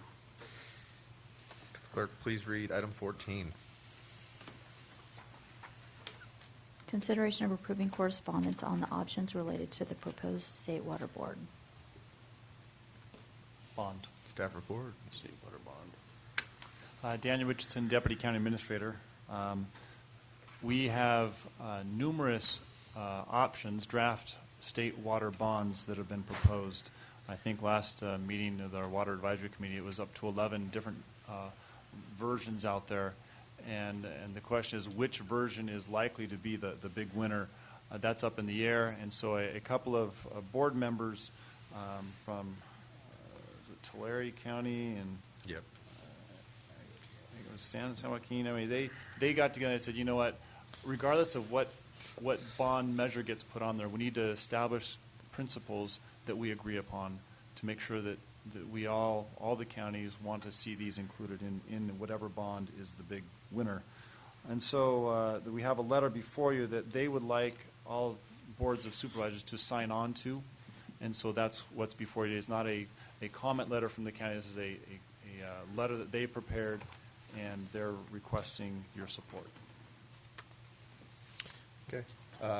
Questions? Just a comment. Sure. We did again discuss this at the water committee, and I think there was good discussion. These suggestions have a lot. I think they have some real appeal in that they spread the dollars over a variety of projects and specify those dollars in different parts of the state, so it doesn't all end up in just a couple of locations. Those are very positive things for our rural counties. There was discussion about the water storage piece of it, and while we would all like to see more water storage here in Tuolumne County, and I agree with that, I would just point out that water storage, so the water storage piece of this does not, it is the one piece that does not look at different parts of the state. But I would say that any increased water storage in the state is going to be beneficial in helping with the over-allocation of water. And so I guess I support this, and I don't think that we need to specifically be specifying where water storage needs to happen, because I believe water storage anywhere in the state, increased water storage is going to be beneficial. Yeah, and I'd agree. This is kind of related to the last agenda item, but when you take something out of the Sacramento River, the fix for that is the San Joaquin River watershed. Similarly, if you add something to the Sacramento, it eases pressure on the San Joaquin. So I agree with everything that Supervisor Brennan said. I do think that this is a balanced approach. The things that I like about it is it explicitly says that any water bond needs to address not just the population centers, but all the water areas across the water environments across the state. The wealth needs to be spread around that comes from this water bond, and that it needs to be balanced not just geographically, but it also needs to be balanced in terms of water storage, watershed restoration, airwimp funding, and several of the other water supply issues. So I think these two gentlemen have made a really concerted and good effort at providing some balanced guidance to the legislature, and that's really what this is. And I'm prepared to sign on to it. Okay. Public comment. Bring it back to the board. Mr. Chairman, I move that as a board that we vote to sign on to this letter as co-sponsors. Second. Okay, I got a motion by Rutherford, second by Gray. Call for the question. All in favor? Aye. Carries 5-0. Very good. Let's take a 10-minute break. We're at 10:40.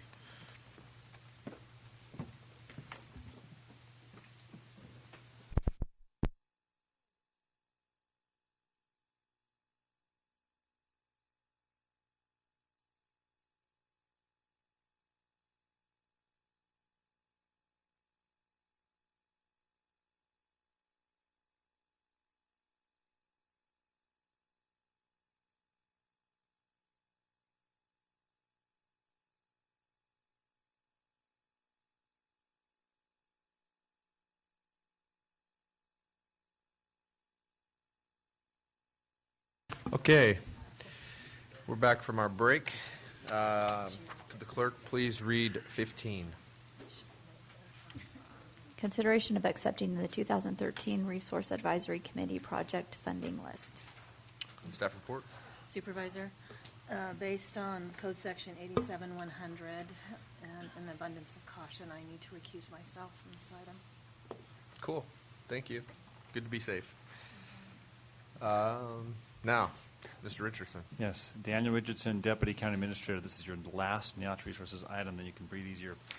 This is the RAC, the Resource Advisory Committee, that is a stat. Your board actually sets aside money under the Secure Rules and Community Self-Determination Act. This is, according to what Congress says, this is the last year of this funding. We'll see what happens with that. This is a list of projects that was put together painstakingly by your Resource Advisory Committee. This is actually the Tuolumne-Mariposa RAC. However, Mariposa did not allocate any dollars towards Title II this year, so they did not have any dollars. However, there was a project that was proposed. It did not receive funding. So we do have many projects that did receive funding, everything from, and all of these, I believe in the past, have received funding in some form. This is just continuation of those projects. Just some of those just for the public. We're supporting trash removal in the immigrant wilderness. This has been going on for years. It's amazing the tons of trash they take out of there each year. It's kind of sad at the same time, but they're doing a good job of using volunteer work and some paid labor to take care of this. Community chipping, we have forest tours. There's some road improvement work that's taking place.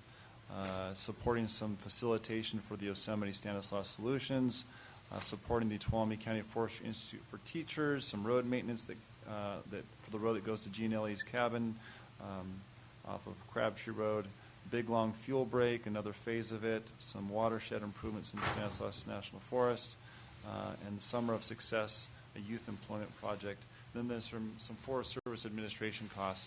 I might also note that this RAC did an excellent job of allocating every last dime that may be available from carryover dollars from unspent monies from previous year's projects, because they understand this may be the last year that this program exists. They want to make sure that they captured every dollar. So with that, just a question on like the forest and riparian education tours. Who executes that? Care. Okay. And same for Tuolumne County Forestry Institute for Teachers?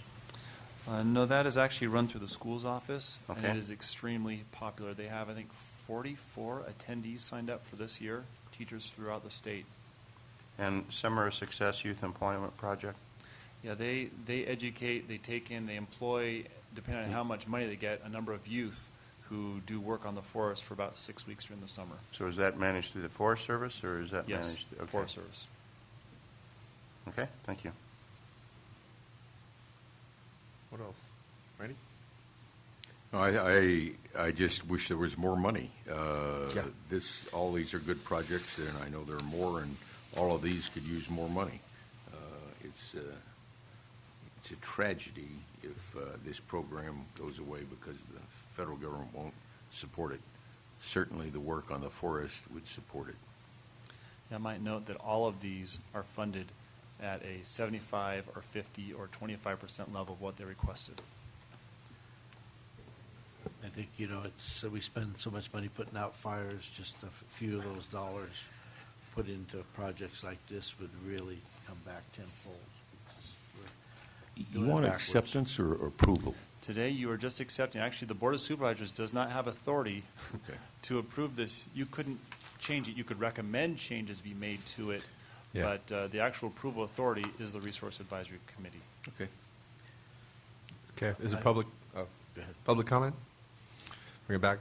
I move that we approve the list. Accept the list. Accept the list. I'll second. Okay. Motion and second. Call for the question. All in favor? Aye. Aye. Carries 4-0, 1 abstained. Okay. You gonna invite Sherry back? I think that would be nice.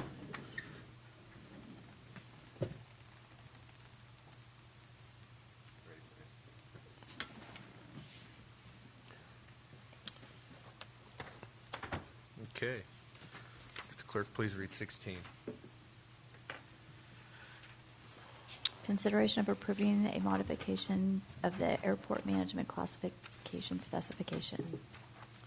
Mr. Chairman, members of the board, I don't believe it's widely known, but our airport manager, Jim Thomas, has announced his upcoming retirement. He's still with us for a few months here.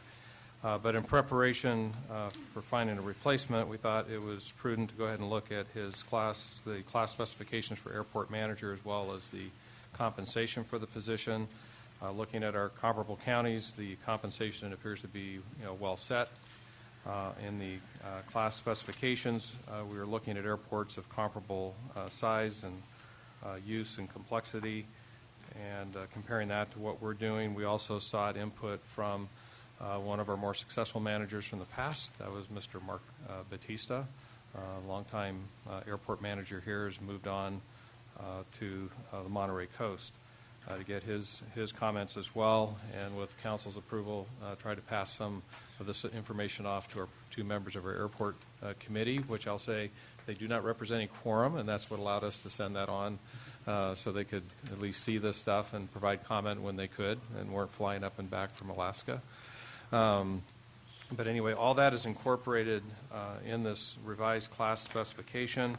There's more emphasis on some of the things I know that were near and dear to the hearts of some board members, that they have experience with doing annual capital improvement programs and submitting funding requests to the state and FAA, managing airport leases, representing and marketing our community through the airport itself as an asset itself.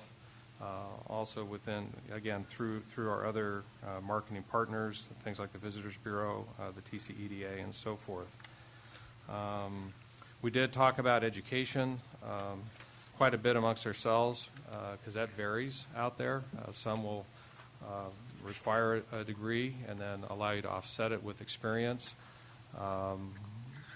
We're calling for 5 years experience, so if we want 5 years experience, that would waive off the educational requirement of a bachelor's anyway. This is something I was particularly interested in Mr. Batista's comments on, since he's out there trying to recruit folks like this all the time, and he particularly felt that we should stay away from the flat degree. Let me read just a little bit from some of the comments he gave me. From an overall aviation career standpoint, airports like Columbia and PML, Amador and Calaveras are considered to be small general aviation airports. They provide a candidate with a good education and experience with the opportunity to learn their craft and build a resume foundation for moving up the career ladder of bigger budgets and airports. But there are great administrators out there with only high school diplomas too. These days I hire based on attitude and keep the MQs to a minimum. And then he looks forward to teaching and training people up. So we've left it where the bachelor's is desirable, but we're looking for 5 years experience either in airports or other large facilities where they have to manage large plants and can learn how to do this. The bachelor's is desirable, as is a pilot's license, is desirable but not required. So anyway, the requested modified class spec is presented to you for your consideration. Carl? Yeah, one of the things that I asked, and I was very gratified that it's included, one of the things that I was asked to have included in this is what Mr. Pedro alluded to as the ability, the marketing. I think one of the real lost opportunities that we've got right now is that our airport is a draw for the county. Our airports are a draw for the county, and the things that the county has in the way of recreation, business opportunities, those things are draws for our airport. And I don't really think that we're really realizing the true marketing synergy that we can.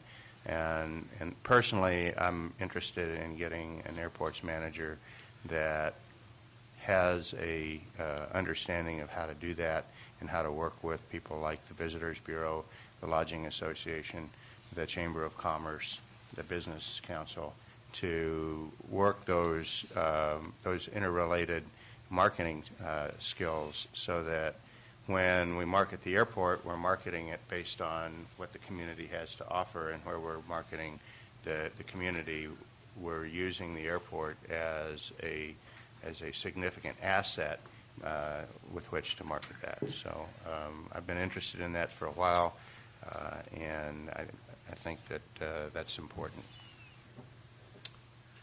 John? Yeah, I think the job description captures the job duties very well, and I'm happy to see that you did take into consideration some of those comments from the other people and some of those other airport managers' job descriptions that I know you looked at. So appreciate it. I think it's if we can find this individual that fits all these bullets, we have really done something tremendous there.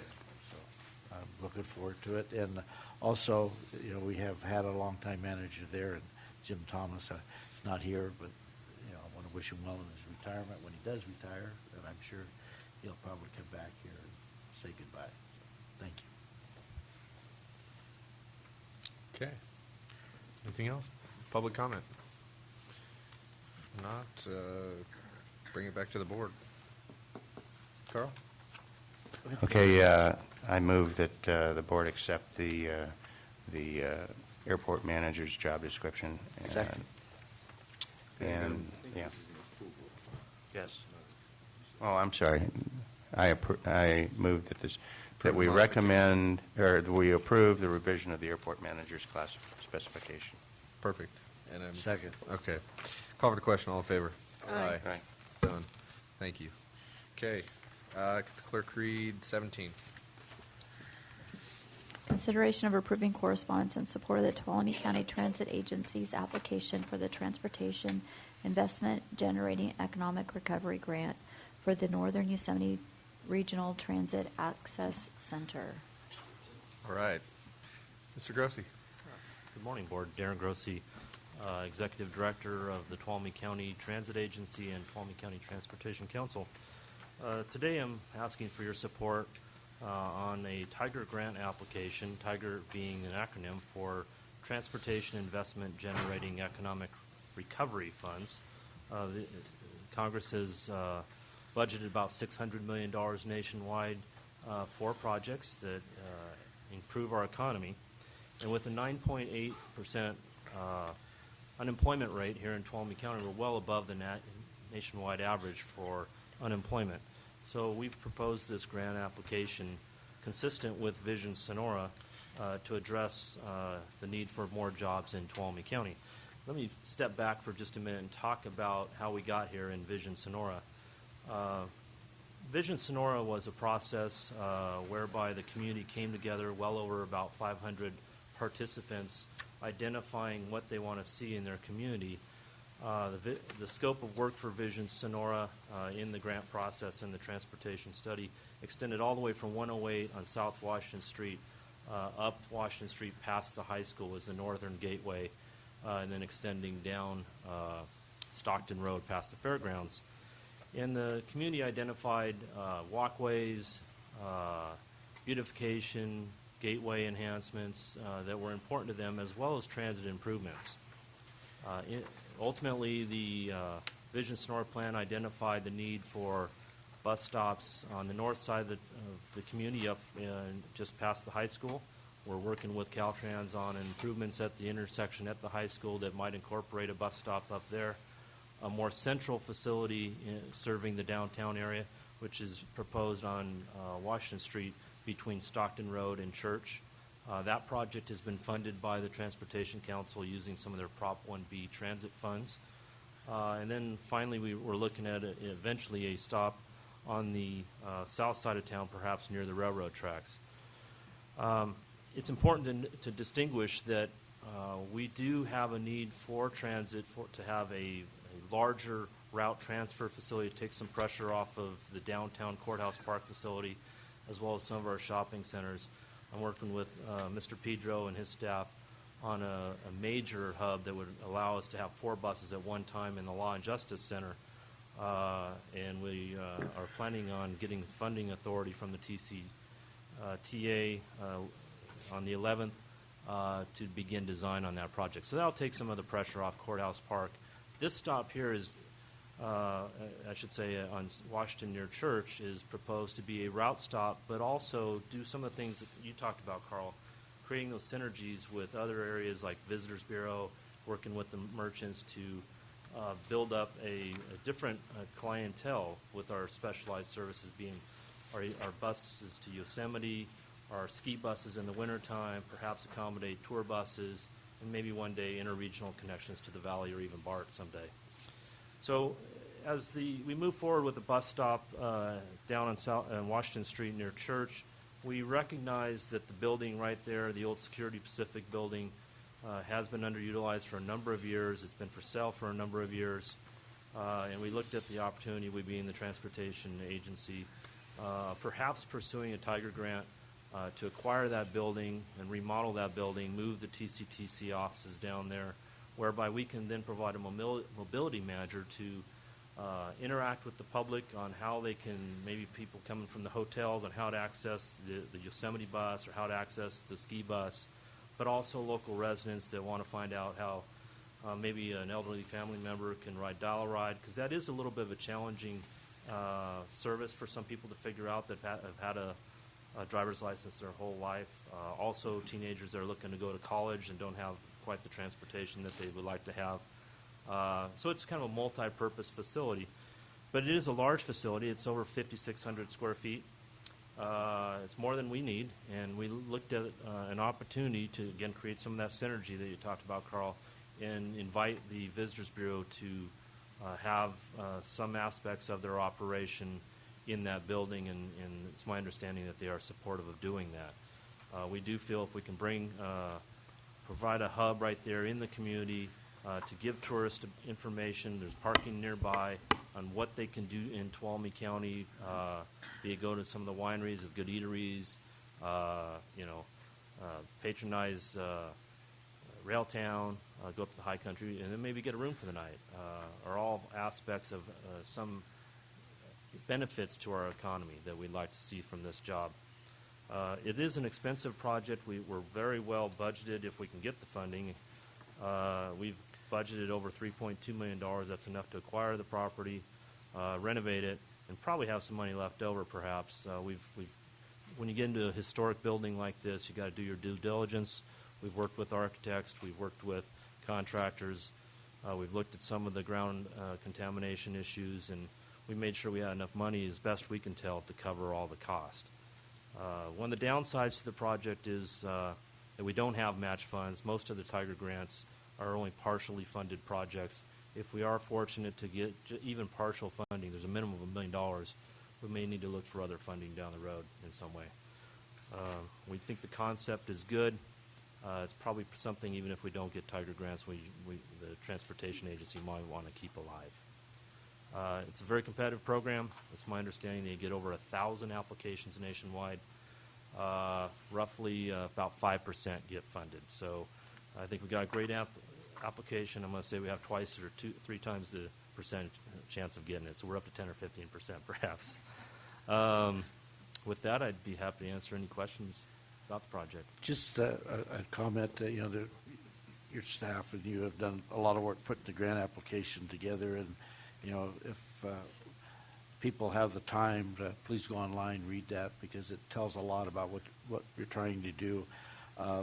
What intrigues me about it is it's bringing a number of things together, the Vision Sonora, as being a part of transportation, which, face it, eventually there's going to be more people using public transportation. It's going to be a way of life. And the ability to spread this out further and to try to get interconnection with the Valley and the Bay Area really makes sense in the long term. And I think it's something that we need to really look at. So thanks for your hard work. Thank you. Yeah, this is great. Hope it works out for us. One of the things that I'm a little I would caution you about is there's a reason that that piece of property has been on the market for a number of years. And because I was at one time personally interested in it,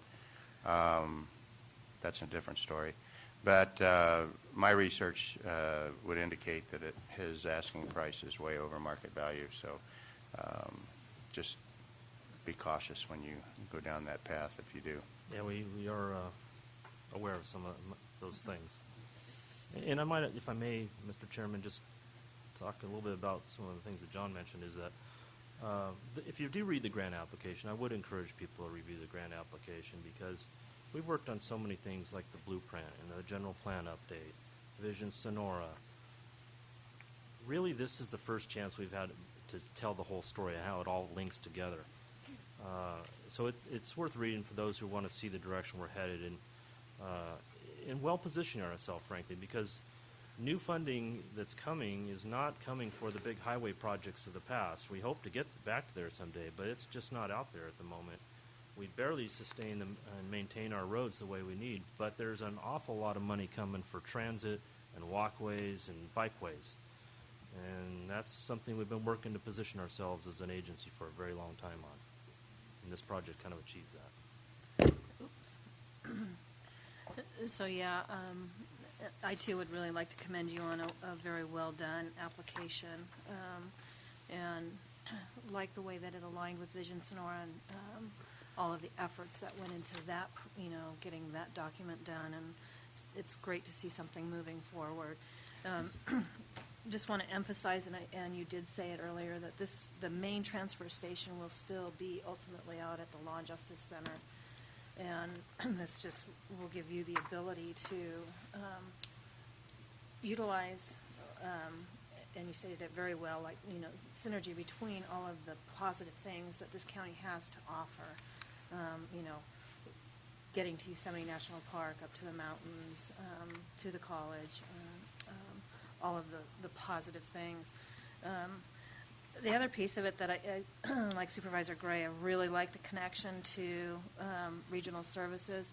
And I hear all of the time in my committees that seniors and veterans in particular are looking for some of those links. And so I think it really will be a service, especially to those two communities, and is much needed. So Cool. I'll be willing to support this when the time comes. Okay. I agree. Good job, Darren. Can I get some public comment? Or not? Good motion? So, yeah, I'd move that we send a letter of support for the Northern Yosemite Regional Transit Access Center Transportation Investment Generating Economic Recovery Tiger Grant. Second. Okay, got a motion second on the floor. Call for question. All in favor? Aye. Carries 5-0. Thank you and good luck. All right. Clerk, please read 18. Consideration of approving a list of road reconstruction projects for fiscal year 14-15.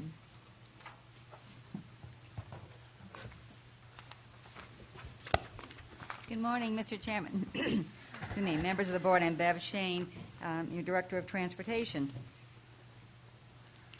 As you're aware, the Tuolumne County Transportation Council annually receives Regional Surface Transportation Program exchange funds for use for road projects. The TCTC has made those funds available to the city and county through a call for bids or call for project process in the past. This year, the city of Sonora has stated that they will not seek these funds, so that the county is in the position to receive them if we apply to the Transportation Council. On May 6th, your board considered submitting requests for this funding for two projects. At that time, the Transportation Council Executive Director, Darren Grossi, estimated that there would be $500,000 available through this program. It is now estimated there will be $675,000. So we are back here today to receive direction from your board on how you would like us to submit requests for this additional funding. On May 6th, you selected the projects, which would be reconstructing Parrots Ferry Road from North Gold Street to Marble Quarry Road, which is approximately 1.2 miles, and that the remaining funds were to be used to reconstruct Yankee Hill Road, Jackson Street from Parrots Ferry Road to 120 feet past Bigler Street. With the additional funds, your board could pursue various options. One may be just to extend the reconstruction of Yankee Hill Road. So basically would be the same project, but extending the road all the way to Sawmill Flat Road. And that would then be additional 1.2 miles of improvements to Sawmill Flat Road. The total cost of that project then would be $847,000, of which the total amount of $675,000 of the RSTP funds would be utilized. The additional funding for that project would come from one-time funds that we had left over from the Limecombe Road project, and also mitigation funds that are currently in an account from Blue Mountain Minerals and also from the Columbia State subdivision. Another option your board may want to look at is revisiting what we had listed originally as option 1, which were a list of small road segments on various roads throughout the county. The list was generated by our pavement management program because these represent some of the worst segments of roads in the county. We had recommended at the time that this was not the most efficient use of the funds because, again, they're very small segments of roadways. However, your board could certainly go back and look at those. Those include Dodge Ridge Road, Draper Mine Road, Mona Vista South Road, Yosemite Road, Algerine Wards Ferry Road, and Green Street. So again, that's another option you have. Another issue that has come up since your May 6th meeting concerns Buchanan Road. As you know, on May 6th, your board sent a letter to the Federal Highways Administration asking that construction of the Buchanan Road project be delayed or postponed due to the recovery efforts of the Rim Fire. The good news is FHWA has approved the postponement of the road construction. They have determined that delay will cost an additional $1.5 million, of which the county will be responsible for 11.47%, which equals $167,600. Our share, our local match for the current Buchanan Road project before the delay was 100% funded with toll credits. You got to remember this project was funded under a previous program through the federal transportation bill, and the delay, again, has created some complications with that. But again, they have supported the delay, and it will be funded. We have made a request to Caltrans concerning the use of the California Toll Credit Program for our $167,600 match. The answer is no. The project will not qualify. The reason I bring this up now is that we will have to identify this funding, and the letter, which is in your package from Highway Administration, is stating that we will be required to enter into an agreement with them concerning this delay of Buchanan Road project no later than August 19th of this year, which means we will have to make a commitment of the funds. That would be another use for this RSTP funding, or if you choose not to do that, you need to be aware that in the future, when this project becomes ready to construct, we will have to provide that funding. Pledge of revenue or some other source is probably an alternative that would be acceptable to them of the county share for this agreement. But that is out there, and it's another option you have for the use of this additional RSTP funds. So with that, Mr. Chairman, Tanya Allen, our supervising engineer, and Duke York, our deputy CRA director, are here to answer any questions you might have about the various options. And we're just here to ask your direction on how you wish us to submit a request to TCTC. Okay. I've got one. When is the Buchanan project projected to be completed then? What's the future construction year for that? The construction year is 2018. 18. So we're 4 years out. Yeah. We had a lot of discussion at the Board of Supervisors Transportation Committee meeting about the use of these funds and looking at all these little jobs. And I think we led into the idea that it would be most efficient to use as much as this money in one spot as we can, instead of picking little tiny spots and moving it all around the county. So I would be prepared to make a motion, using that thought process. But I do have a question about the 167,600. Being that's 4 years out, and we have to pay it today by August. I don't believe we have to pay it. We're going to have to enter an agreement We just with commit to pay MHW it. making the commitment of the funds. So I guess the question would be, is there going to be any more RSTP money that we could grab in the future to pay for this part of it? I would think that would be something that the TCTC would probably agree with. Could we maybe ask Mr. Grossi that question? This might be another source of one-time funds from the general fund if we have some available in the future, again, which is something, it's a known amount that we're going to have to pay at some point. As far as the RSTP goes, we get about 400,000, as do you, as a board, and right now we pretty consistently use about 100,000 of that for the TCTC's work program and make available the remainder, which is around 300,000. What I've talked to Bev about is for budget estimating into the future, she should figure about a $300,000 a year figure that may be available for her, the city and the county to compete for. Okay. I asked that question because I'd like to see as much put on the ground as possible and not hold any money back. Looking at staff, what's the best way to go with it? The way I stated it, putting more in one spot, or go out and do all these little happy projects? Randy? Yeah, Bev, on this extra money for Buchanan Road, I mean, clearly that is being delayed for good, sound technical reasons relative to rimfire recovery, if you will.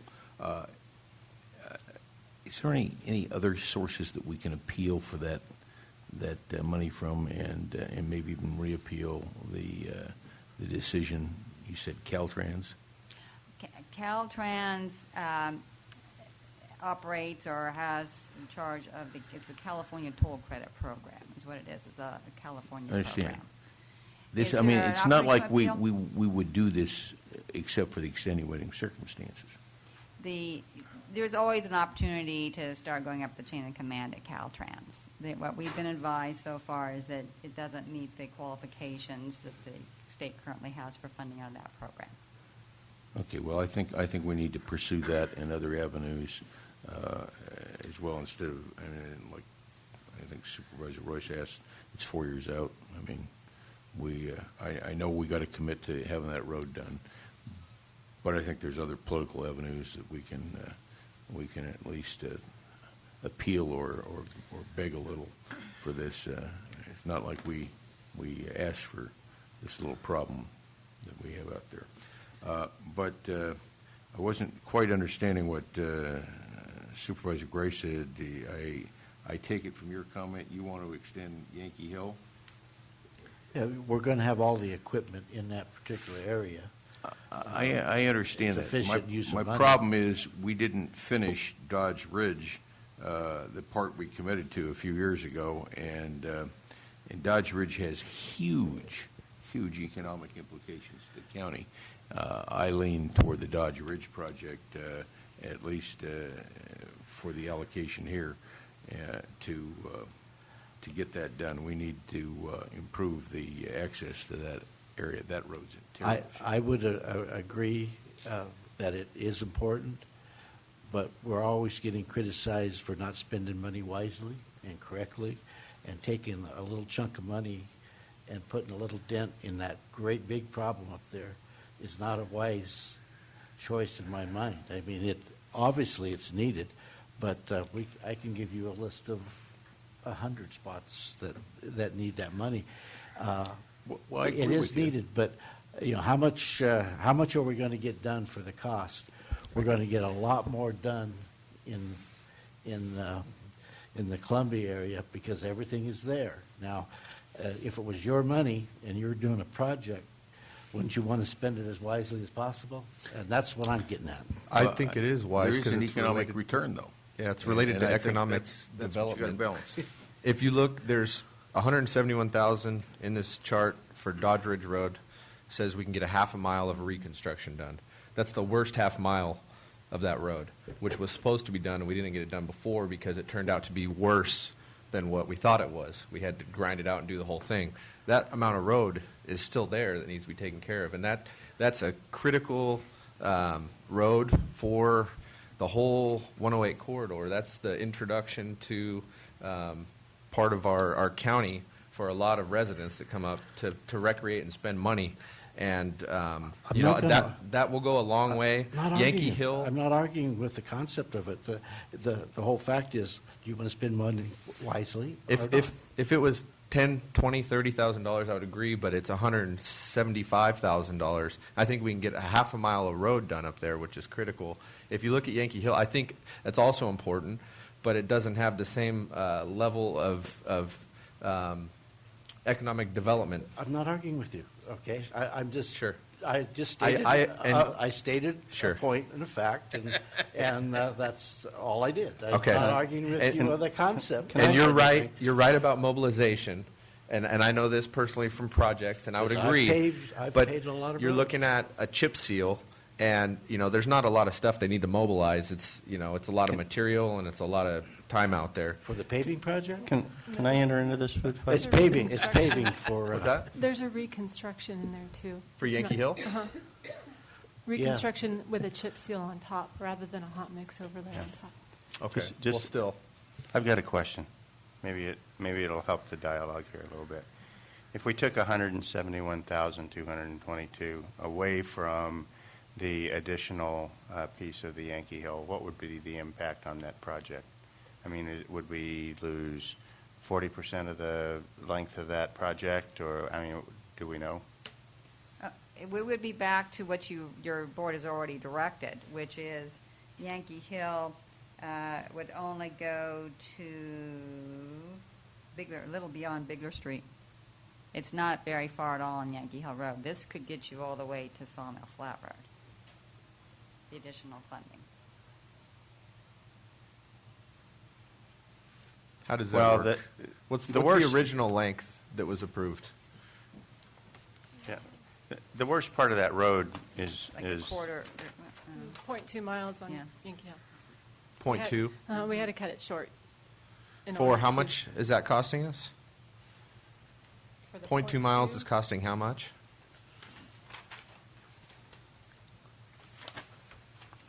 It was about 60,000 that we had proposed on your 60? basic. Yes. I thought we were looking at a $500,000. We had, Well, the combined project of Parrots Ferry Road, Yankee Hill Road, the combined project is that much. Most of the money is allocated towards Parrots Ferry Road. That actually. Yeah, that's what I'm saying. How much are we getting for the 500,000? Oh, for the total project, you're getting 1.2 miles on Parrots Ferry, and then another quarter of a mile on So you're almost getting a mile and a half mile and a half. for yes. $1 million, or $500,000. Yes. Okay. and can I remind your board too, we also, I think it was 2000, sorry, I don't remember what year, but it was a couple years ago, we spent $250,000 doing Dodge Ridge Road and Chair 5 too. So we look at also balancing. Chair all 5 of- was a trade-off to take the responsibility away from the county. Dodge Ridge now maintains that, right? The parking lot area? Money spent. The Forest Service still has not completed that transaction, but essentially they are. That was the agreement. That's the agreement, yes. Right. And the other component of that road was the first half mile that was done at the bottom of Dodge Ridge Road, As correct? part of Pinecrest Lake Road, and then the first small, like about half a mile Right. of Dodge Ridge, yes. And that scope was scaled down because the severity of it was more. We didn't get as much done because it cost more because it was in worse condition than we You're right. It anticipated. started out to be an overlay project that got converted, we brought it Right. to your board as a reconstruction because there was no base. Right, and it ended up costing more That's because correct. it went too far, right? If they would have done that, Yes. if we would have overlaid it a long time ago, it wouldn't have cost as much. Yes, We an could have got overlay more. would have been cheaper, could have gone a lot further than a reconstruction, yes. Which is one more reason why I feel this is Okay. a project that we need to do. Let's go back to my question. Originally, we approved $60,000 for Yankee Hill Road. Is that approximately the right number? Correct. Okay. 59. And this new one would go to $380,000? That's Correct. correct. Okay. And what you're telling me is if we take $171,000 for Dodge Ridge Road, we're back to the $60,000 project. We just lost some money in there. There's mitigation funds too, right? There's mitigation funds. Which can still be used. You're right, there would be a little bit more than that for another project, probably Well, about $250,000 rather I'm than not- 170, yes. Yeah, I'm not looking for another project. What I'm asking is there some middle ground between what we've already approved and going all the way to Sawmill Flat on Yankee Hill Road that'll allow us to incorporate the Dodge Ridge Road project and still get more bang for the buck up on Yankee Hill Road, or more bang on Yankee Hill Road? Yes, you could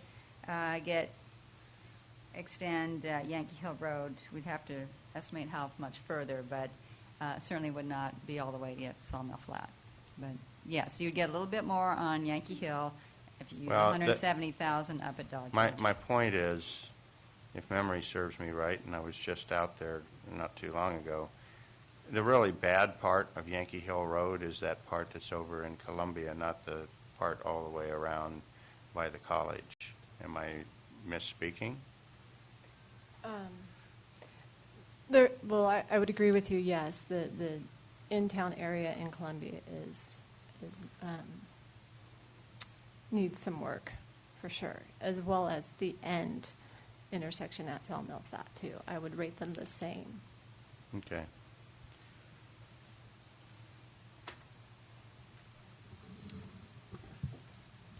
Yes, Just- Duke.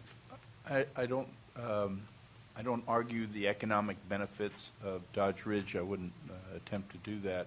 But one of the things that, if you're looking at these two roads and you're trying to make a comparison, the Dodge Ridge Road has an ADT of around 1,500, which is concentrated in about 3 to 4 months out of the year. The Yankee Hill Road has about over 1,000 ADT, which is spread out over 9 months out of the year. So the use of these roads in terms of when that traffic occurs is different. Yankee Hill does have traffic when the school's out, but when the school's in session, it's quite high. And I'm not taking an adverse position on that, but just in the interest of accuracy, I believe that Dodge Ridge just got a permit from the Forest Service for summer recreation activities as well, and that historical ADT may not prevail going forward.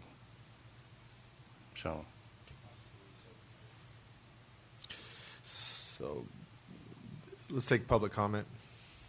Is there anyone who'd like to say anything?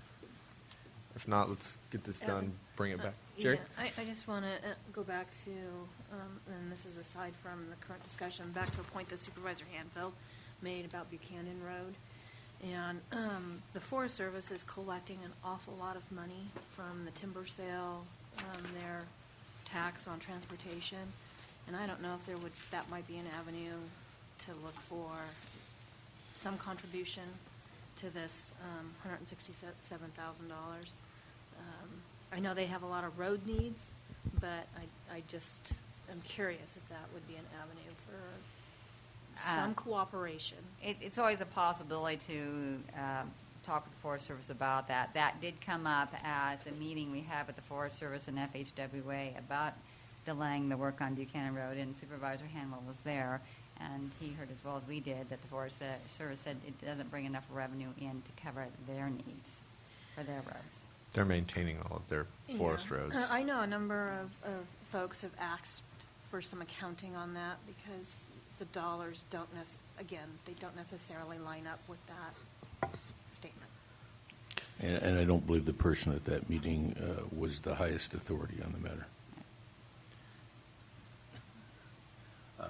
Mr. Chairman, I propose that we have an extra amount of money here, and I propose that we do the Dodge Ridge and then use the rest of it to extend Yankee Hill as far as we can extend it with the money available to us. Is that a motion? I would make a motion to that effect. Okay. I'll second that. I would like to be part of that we leave it to the staff to determine how best to address the extension of that Yankee Hill project. I heard some comment about the Sawmill Flat intersection area. It'd be nice if they came back and told us how they plan on spending the money on Yankee Hill. You got a first and second? Yes, Yeah. we actually, when the plans are ready, that will go out to bid, so your board will actually approve the project. Okay, thank you.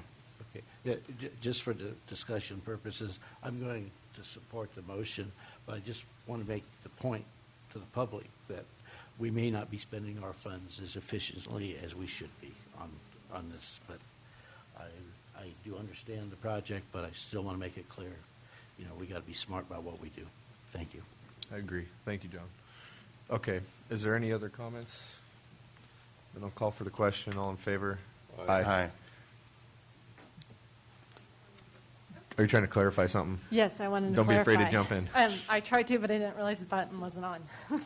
I just want to clarify that still your first priority is the 1.24 miles or 1.2 miles on Parrots Ferry, then Dodge Ridge, then Yankee Hill. Is that correct? Yeah, we want to put the original allocated amount towards Yankee Hill, the 500, whatever it was. Right. Do 171 for Dodge Ridge, and then use mitigation funds and whatever's remaining from savings or whatever towards Yankee Hill. Yes. Is that right? That's correct. Yeah, but the original piece of the Yankee Hill is still In the game. in the game. Okay. I just want to make sure that Yes. order of priority. Yes. Okay, I think we're good. Okay. Got that? Okay. Thank you. Just to clarify, because I might have heard. Okay, priority number 1 was Parrots Ferry. Priority number 2 is the original Yankee Hill. Priority number 3 would be Dodge Ridge, and priority number 4 would be what extension is possible given all the funding sources that we can scrounge up. Very good. Okay. Thank you. Yeah, I believe we'll do 19. Let's try. I think we already did. Did I say aye? Consideration of approving a standard agreement for professional services with Cornerstone Structural Engineering Group for services associated with the design of the bridge and roadway for the Hardin Flat Road crossing South Fork Tuolumne River Bridge Replacement Project. Good morning, Chairman, members of the board. Tanya Allen, Community Resources Agency Supervising Engineer. Hardin Flat Road crossing the South Fork Bridge was affected by the rim fire. Its abutments, stringers, and girders were burned, and the bridge has been closed to a 1-lane. Staff applied for Highway Bridge Program funding to replace this bridge and received authorization at 100% federally funded. In front of you today is the agreement for the preliminary engineering, which will be completed in 2 phases. Phase 1, Cornerstone will perform topographic and boundary surveying, bridge type selection, and preliminary design plans. Phase 2 will include the completion of the plans, specifications for the project, and the bidding and construction support. It is recommended that your board enter a standard agreement for professional services with Cornerstone Engineering for services associated with the design of the bridge and the roadway for Hardin Flat Road crossing South Fork of the Tuolumne River in the amount not to exceed $248,521. Any questions? Public comment? Make a motion from District 4. Yes, I move that we approve the standard agreement for professional services for Cornerstone Structural Engineering Group. Awesome. Second? Okay, got a motion and a second from Hampel. Call for the question. All in favor? Aye. Carries 5-0. Thank you. Item 20.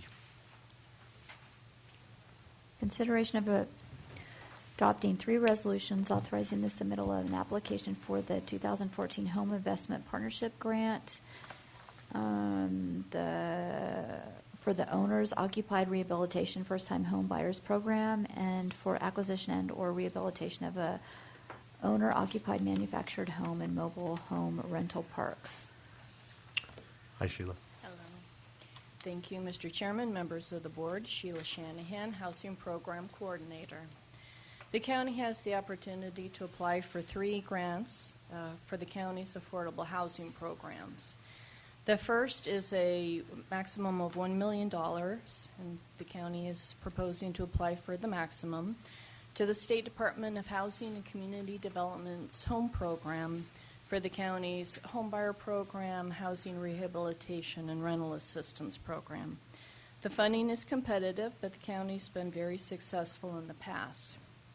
Last year, we received the maximum grant amount, which was $700,000, and we're eligible to apply for a larger grant this year because we have a high grant expenditure rate, and the state is rewarding jurisdictions who've performed well by allowing them to apply for larger grants. The other 2 grant applications are through State HCD's Cal Home program. One is a competitive grant in the amount of $1 million for housing rehabilitation and first-time homebuyer program. And the other is an over-the-counter application targeted specifically to manufactured housing. The grant application would be for $1 million, which is the maximum, and it would be used for the acquisition and or rehabilitation of manufactured housing, including homes and rental parks. The funds would be especially useful to the many mobile home residents in rental parks who own their home and can't afford to make necessary repairs. Both the County Housing Loan Review Committee and the Board of Supervisors Housing Policy Committee, at their meetings, which were both held on May 21st, voted to recommend to your board that you submit applications for all 3 grants. It's recommended that your board adopt all 3 resolutions in your packet. The first one authorizes submittal of a $1 million home grant. The second is a $1 million Cal Home grant for owner-occupied rehabilitation and first-time homebuyer program. And the third is for the submittal of a $1 million Cal Home manufactured housing grant. And all 3 resolutions authorize the CRA director to sign all necessary documents. Be happy to answer any questions. Thank you. Randy. Ms. Shanahan, which one of these is the first come, first serve? The manufactured homes. This is the one, I just want everybody to understand that you and Bev are going to camp out, so you'll be first in line. That's true. I just want you to have that image. They expect This is about- commitment. Yeah. They expect about 150 applications, and under that, only 10 applications will be funded. Wow. So we literally are going to camp out. Cool. Anything else? Okay, public comment? Can I get a motion? I'll move that we approve these resolutions, all 3 of them. I'll second. Okay, call for question. All in favor? Aye. Okay, 5-0. Thank you. Okay, now I want a believe- picture. Let's take, I also want you to ask the sheriff to send someone with you. yeah. Okay. Item 21.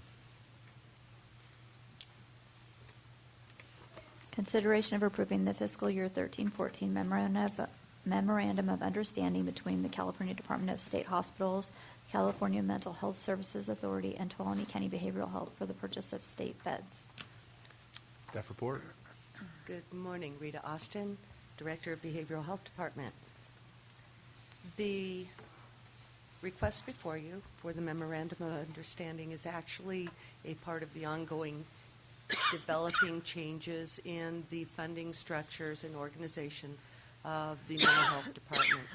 To put a framework on this, starting back in 1989, to start developing towards the original realignment of the transition of funds from the State Department of Mental Health to local responsibility and authority. There has been a ongoing transition and change. This is kind of the culmination now, many years later, as a part of probably a response to the 2011 realignment and the reorganization of the State Department of Mental Health into the State Department of Healthcare Services. It is the responsibility of counties to assure that people with serious mental illness who are gravely disabled receive the level of care that is necessary to assure their clothing, their housing, and basic care needs. These people who are considered gravely disabled at that time, we respond to from the level of community outreach support services all the way through hospitalizations and ultimately locked facilities, long-term facilities, and the highest level of care is the state hospital. Prior to the event that we are currently reviewing that required the MOU, the state had arranged for a small counties emergency risk pool for counties under 200,000 to come together in order to kind of pool together in order to buy beds and assure that those beds were available should the small counties need them. With all of the reorganization, the structure, transfer of funds, that has now been dismantled, and it is required that each county now establish a relationship with the State Department of Healthcare Services and the Mental Health Services Authority.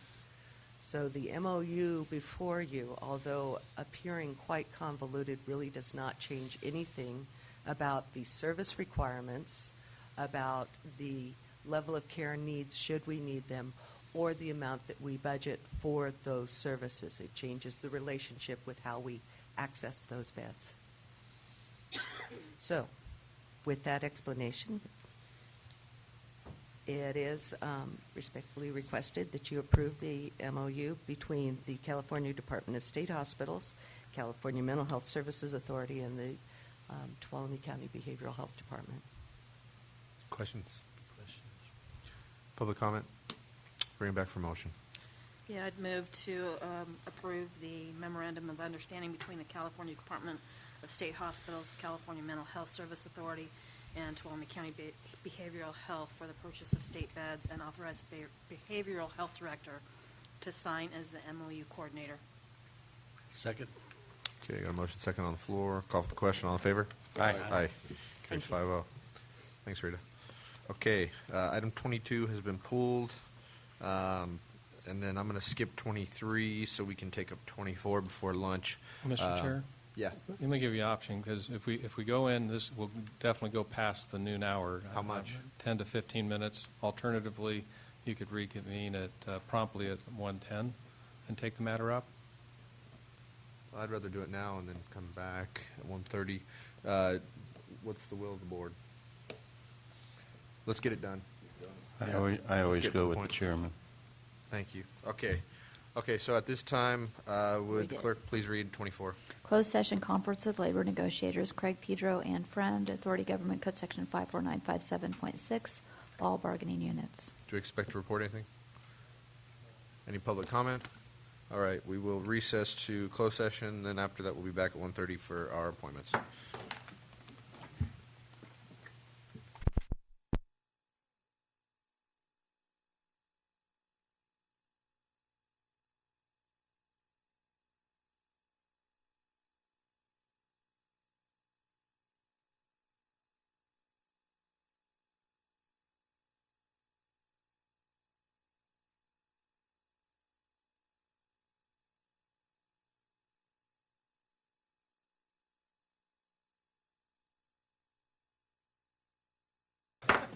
Okay, back from a nice lunch. Time to get back to work. First thing we want to take up is our appointment for 1:30. The first one, could the clerk please read it for us? Public hearing to consider adopting a resolution for a general plan amendment to update the housing element of the Tuolumne County General Plan. Okay, staff report. Mr. Chairman, members of the board, Sheila Shanahan, Housing Program Coordinator. The county is required by state law to update the housing element of the general plan every 5 years and submit it to the State Department of Housing and Community Development, HCD, for review and certification. It's the only element of the general plan with such a requirement. The update began by seeking input from the public, local tribes, and interested parties. Staff sent out a public questionnaire to 315 entities and received 31 responses. The Board of Supervisors Housing Policy Committee served as the steering committee for the housing element update.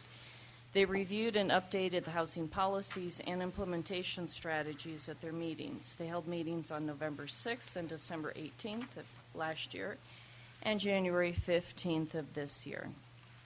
At the January 15th meeting, they recommended to your board that the draft element be sent to state HCD for review.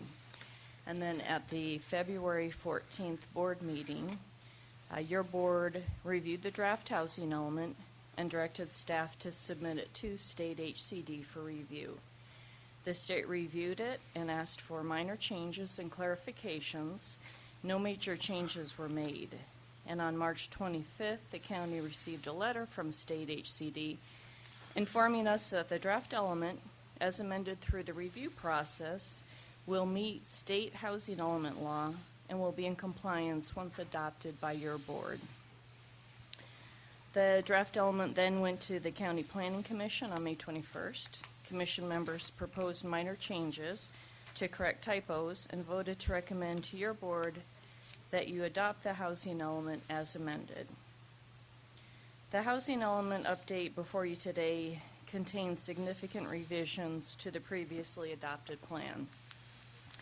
There are new statistics showing existing projected housing needs. All of that information has been updated with current census and other data. The inventory of adequate housing sites for development, the description of affordable housing programs have all been updated. The Building Division also conducted a windshield survey of the condition of the housing stock in older subdivisions, and that's also been included in the draft element. State laws requires that housing elements identified what's called the RHNA, the Regional Housing Needs Allocation, for your community. The RHNA number is the additional housing units needed to meet the housing needs of the community during the planning period of the housing element, which in this case is January 1 of 2014 through June 30th of 2019. The RHNA goals for Tuolumne County were prepared by state HCD and are broken down by income group, which is based on the median income. The median income for a family of 4 in Tuolumne County right now is $62,100. So over the next 5.5 years, the RHNA goals call for a goal of 450 additional housing units. And if you look in the staff report under paragraph 2, you can see the breakdown. The goals are 45 units for extremely low-income households, and those are households earning 30% of their median income or below. 57 units for very low-income households. Those are at 50% of the median income. 74 units for low-income households who earn 80% of the median or below. 81 units for moderate income. That's up to 120% of the median. And then 193 units for above moderate income households. There are a number of major changes to housing policy and programs. As I mentioned, the Housing Policy Committee has gone through all of the strategies. And the major changes are in paragraph 9 of your staff report. And some of the highlights are to make changes to the housing element to align it with the development standards in the distinctive communities growth scenario in the county's regional blueprint, encourage analysis of property insurance costs for residential properties, continue to allow flexibility in development standards through the county plan unit development process and the inclusionary housing ordinance, consider creating a voluntary program that allows residential developers and property owners to pay mitigation fees over a period of time rather than paying the fees up front, so that the fees can be spread out over a period of time to reduce the initial capital expense for the developer.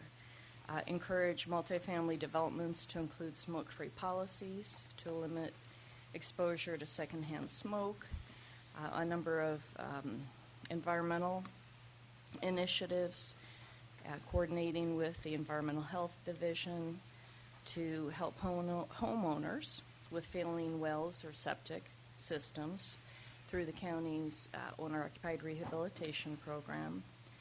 Encourage sustainable practices through rainwater collection and the use of gray water systems. Evaluate feasibility of offering incentives to property owners to encourage energy efficiency upgrades.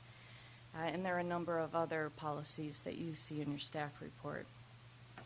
Your agenda packet, you have the staff report, the housing element draft, minutes from the committee meetings and the board meetings, and the letter from state HCD.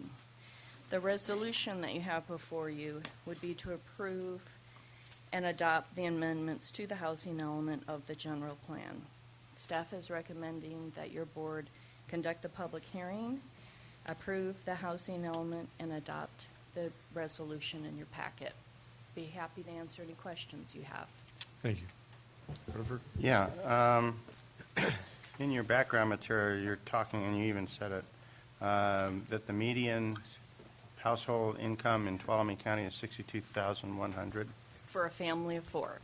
Because, okay, maybe we've got some semantics, because the number I've seen has been anywhere from about 45,000 to 52,000. That's 20% higher than the numbers that I've seen out there. Yeah, the median income is adjusted for family size, so a smaller family, the median income is going to be a smaller number. And a lot of times we throw around the numbers for our programs, which are 80% of the median income, which would be more in line with the numbers that you're talking about. No, these are published figures, and it's not for a family of four. The number that I've seen in that range is for the median family income in the state, in the Yes. county of Tuolumne. The median income that we're required to use is from HUD, Housing and Urban Development, and the State Economic Development Department does publish a median income figure, and you're right, it is a lower figure. Okay. Any other questions? Okay, this is a public hearing, so I will open the public hearing. Thank you, Sheila. First, would be anybody like to speak in favor of adopting this or amending the general plan? Okay. Seeing none, is there anybody who would like to speak in opposition? Seeing none, public hearing is closed. Bring it back to the board. And actually, I'll just make one quick comment.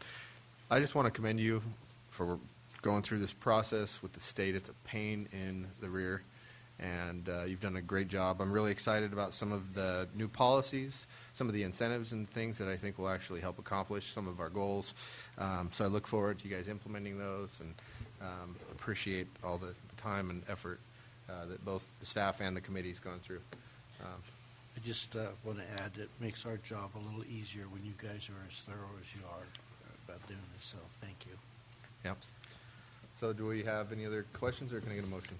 I'd like to make the motion, but I would like to say thank you to the staff. The Housing Policy Committee spent a lot of time on this, and Sheila did a great job of supporting us in doing that. And it does make our job easier when they do a lot of work. We did some innovative things in this, I want to say, and I think that this is a big plus, and I'm looking forward to hopefully making a difference with this and maybe making something happen. So with that, I will make the motion on the recommendation of the staff to approve the general plan amendment GPA 12-004 based on findings A through D. Second. Okay, got a motion and a second from Gray. Okay, call for the question. All in favor? Aye. Motion carries 5-0. Okay, could the clerk please read our second 1:30 appointment?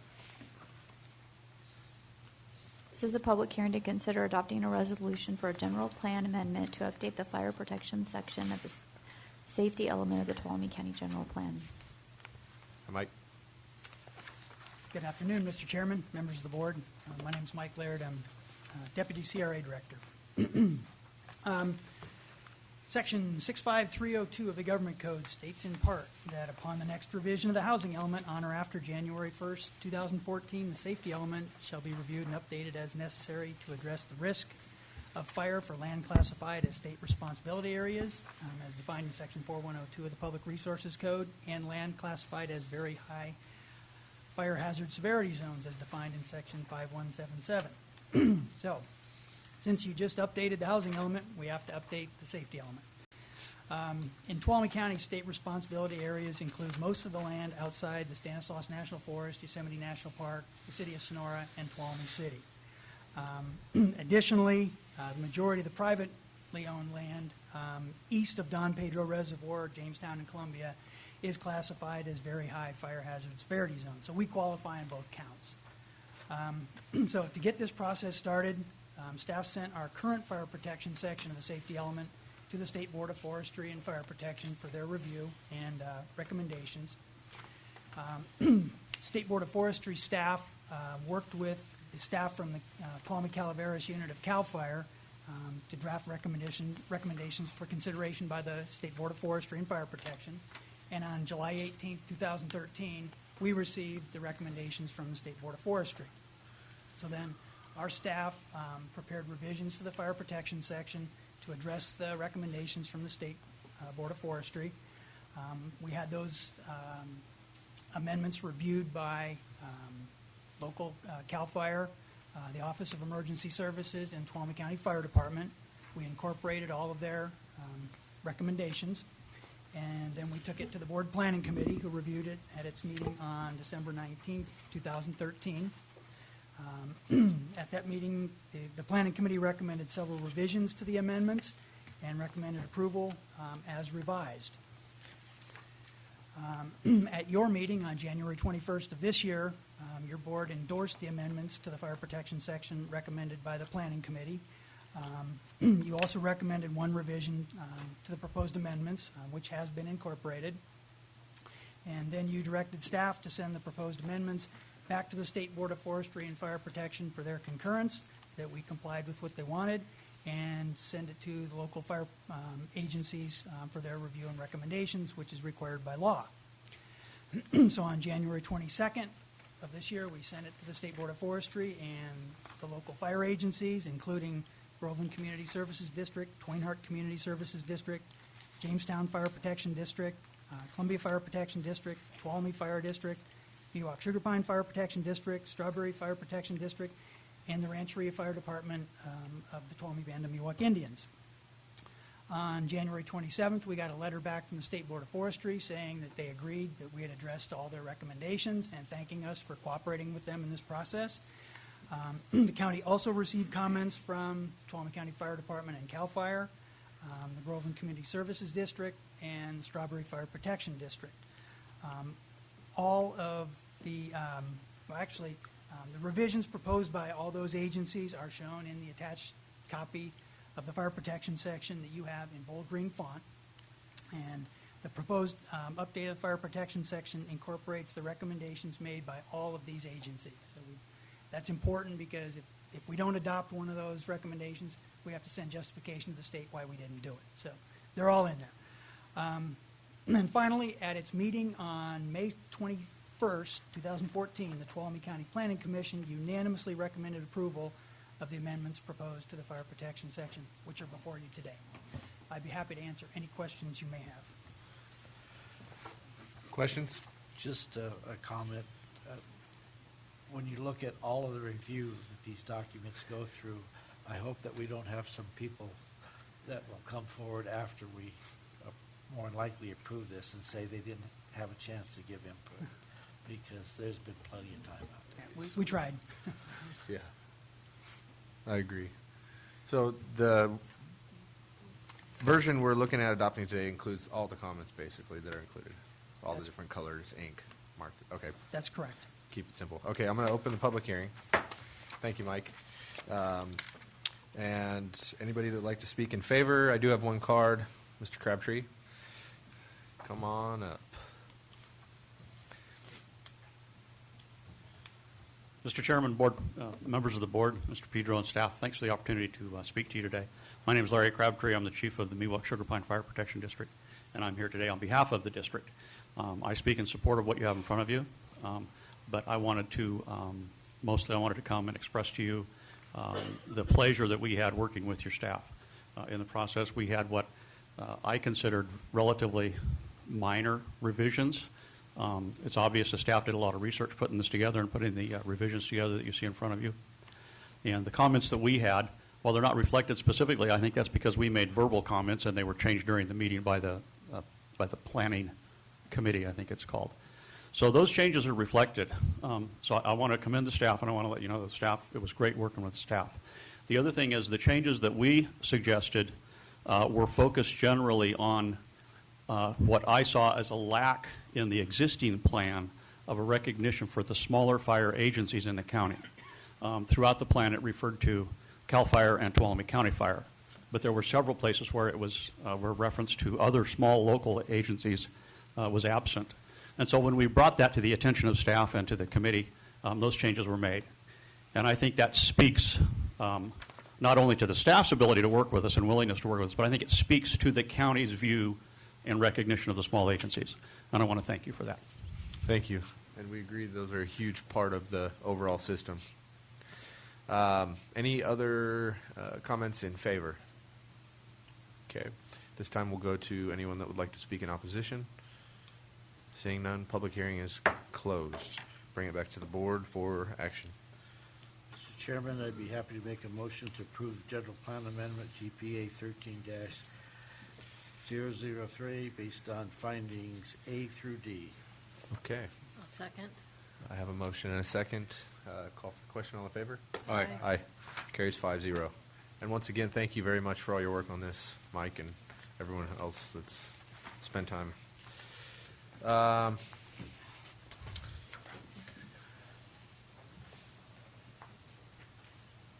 Okay. Could the clerk please read our third appointment? Consideration of adopting the master resolution amending the Tuolumne County General Plan. Mr. Chairman, members of the board, this is an item that asks that you just make a motion to adopt the master resolution amending the Tuolumne County General Plan for the two items that you've just approved, the housing element update and also the safety section, the fire section of the safety element. Okay. Questions? Public comment? Do I have a motion? John? I move to approve the resolution. Do I have a second? No? Second? I've got a motion from Rhoda for a second from Handvelt. Call for the question. All in favor? Aye. Carries 5-0. Thank you. Very simple. Okay. Now the big one. Item 4. Continued presentation on the status of the fiscal year 2014-15 recommended budget and consideration of directing staff on changes to the general strategies upon being used to develop the same. Okay. Mr. Chairman, members of the board, at your last meeting, the board was given its first look at the 2014-15 recommended budget as it was in process. That initial budget had been prepared following policies and directions given back in February at your budget workshop. It came in with a not yet balanced deficit in the general fund of about $1.4 million, and some opportunities, good news in the road fund and the fire fund, and some carryover balances that could help with some capital equipment. Your board gave direction to take advantage of those opportunities in the road and fire fund to allow them to replace some rolling assets. In one case, trying to find some extra money to make the whole thing work for a replacement fire engine. The board also gave direction to go ahead and reduce contingencies to fund development of an EIR for the general plan update, which you're just covering here, part of it, and about $517,000 to fully fund construction management of the juvenile detention facility. And by doing that, your board reduced the projected general fund deficit from $1.4 million to just over $773,000, leaving a contingency of about $1.36 million in the general fund. In order to reduce the remaining deficit, it gave me some broad parameters to go ahead and work with department heads looking for revenue and expenditure opportunities. To close that gap, also look at our general fund transfers for possible reductions. And then you gave me the ability, if needed, to take $363,609 contingencies to help balance the budget. So since that time, literally sat with every department head in the county, going page by page, line by line, revenue and expenses. And I do want to thank all the department heads and their staff for sitting and doing that. I know it was a fascinating, enjoyable process. The sheriff didn't pull his gun once on me. I really appreciated that particularly. But I didn't get a get-out-of-jail-free card, though, I noticed. But we went through that process, but it bore fruit. I'll come back to that. Well, I'll just say it. The budget that's now, again, in process, not ready for action today, is completely balanced and consistent with your budget policies and your board priorities. It's summarized, I'm looking at the top of page 2, summarized in your exhibits A through C, otherwise known as your Schedule 1s, which show your beginning balances, available revenues, expenses, and ending balances that are projected. It shows the personnel changes that are recommended and contained are shown in Exhibit D, and then the personnel requests that have not yet been included in the budget are shown on Exhibit C. And thought that your board would also like to see an Exhibit F we put in there, which showed what were the authorized positions in each cost center by classification as we started the year, as you adopted the budget, the things that you approved during the course of the year, and then the changes that are contained in the document right now. I think it was the chairman that started asking some overall questions last time. Well, how does this vary, from last year's, the current year's budget? You can see that in the middle of page 2, where your general fund budget is actually about $1.1 million less. And while there's lots of pluses and minuses that happen throughout a budget like this, really the biggest change was that $1 million set aside that we did for the jail in the 13-14 budget. And at this point, we haven't had the means to repeat that set aside. And again, it's not that simple, but it almost is, because that's really where the big change, was. The other big change, if you look at the governmental funds, when you see that governmental line, that's all your major operating funds put together. So the general fund, the road fund, the fire fund, social services, behavioral health, your road capital, your county capital, all put together. And that is proposed to grow by $16.2 million. And that's very notable, but easily explained, because for the first time we've been talking about it, working towards it. We have $16.8 million included in your capital budget to actually deliver your juvenile detention facility. Grant money. And that $16 million of that $16.8 million is grant funded. SB 1022, we're hoping to pay, or 81, excuse me.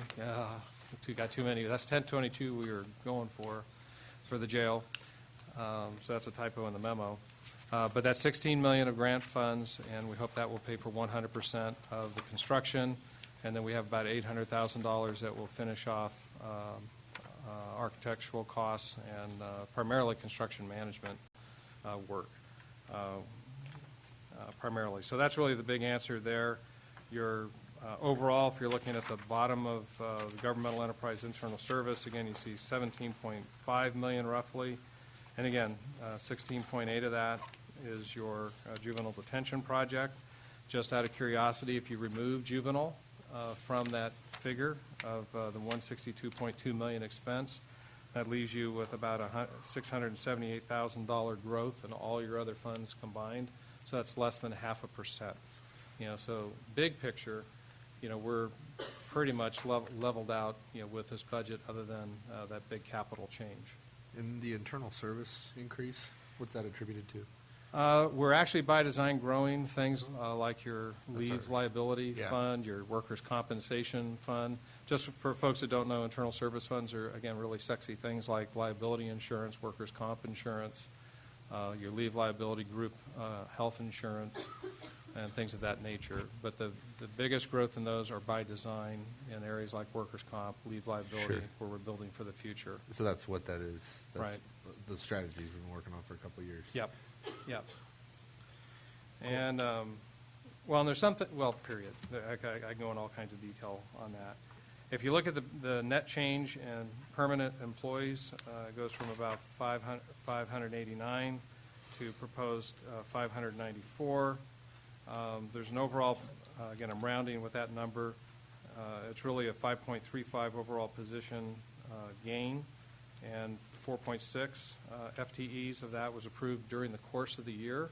So if you subtract that away, the net change included in this proposed budget at this point is a mere 0.75 FTE, so less than one position net change. Again, there's some departments that there's anywhere from 3 to 4 different positions being affected, but the net of it all is less than one position change in a budget of this size. So where are the biggest changes between May 20 and the May 29 budget of what we're discussing today? Let's start with your beginning balances.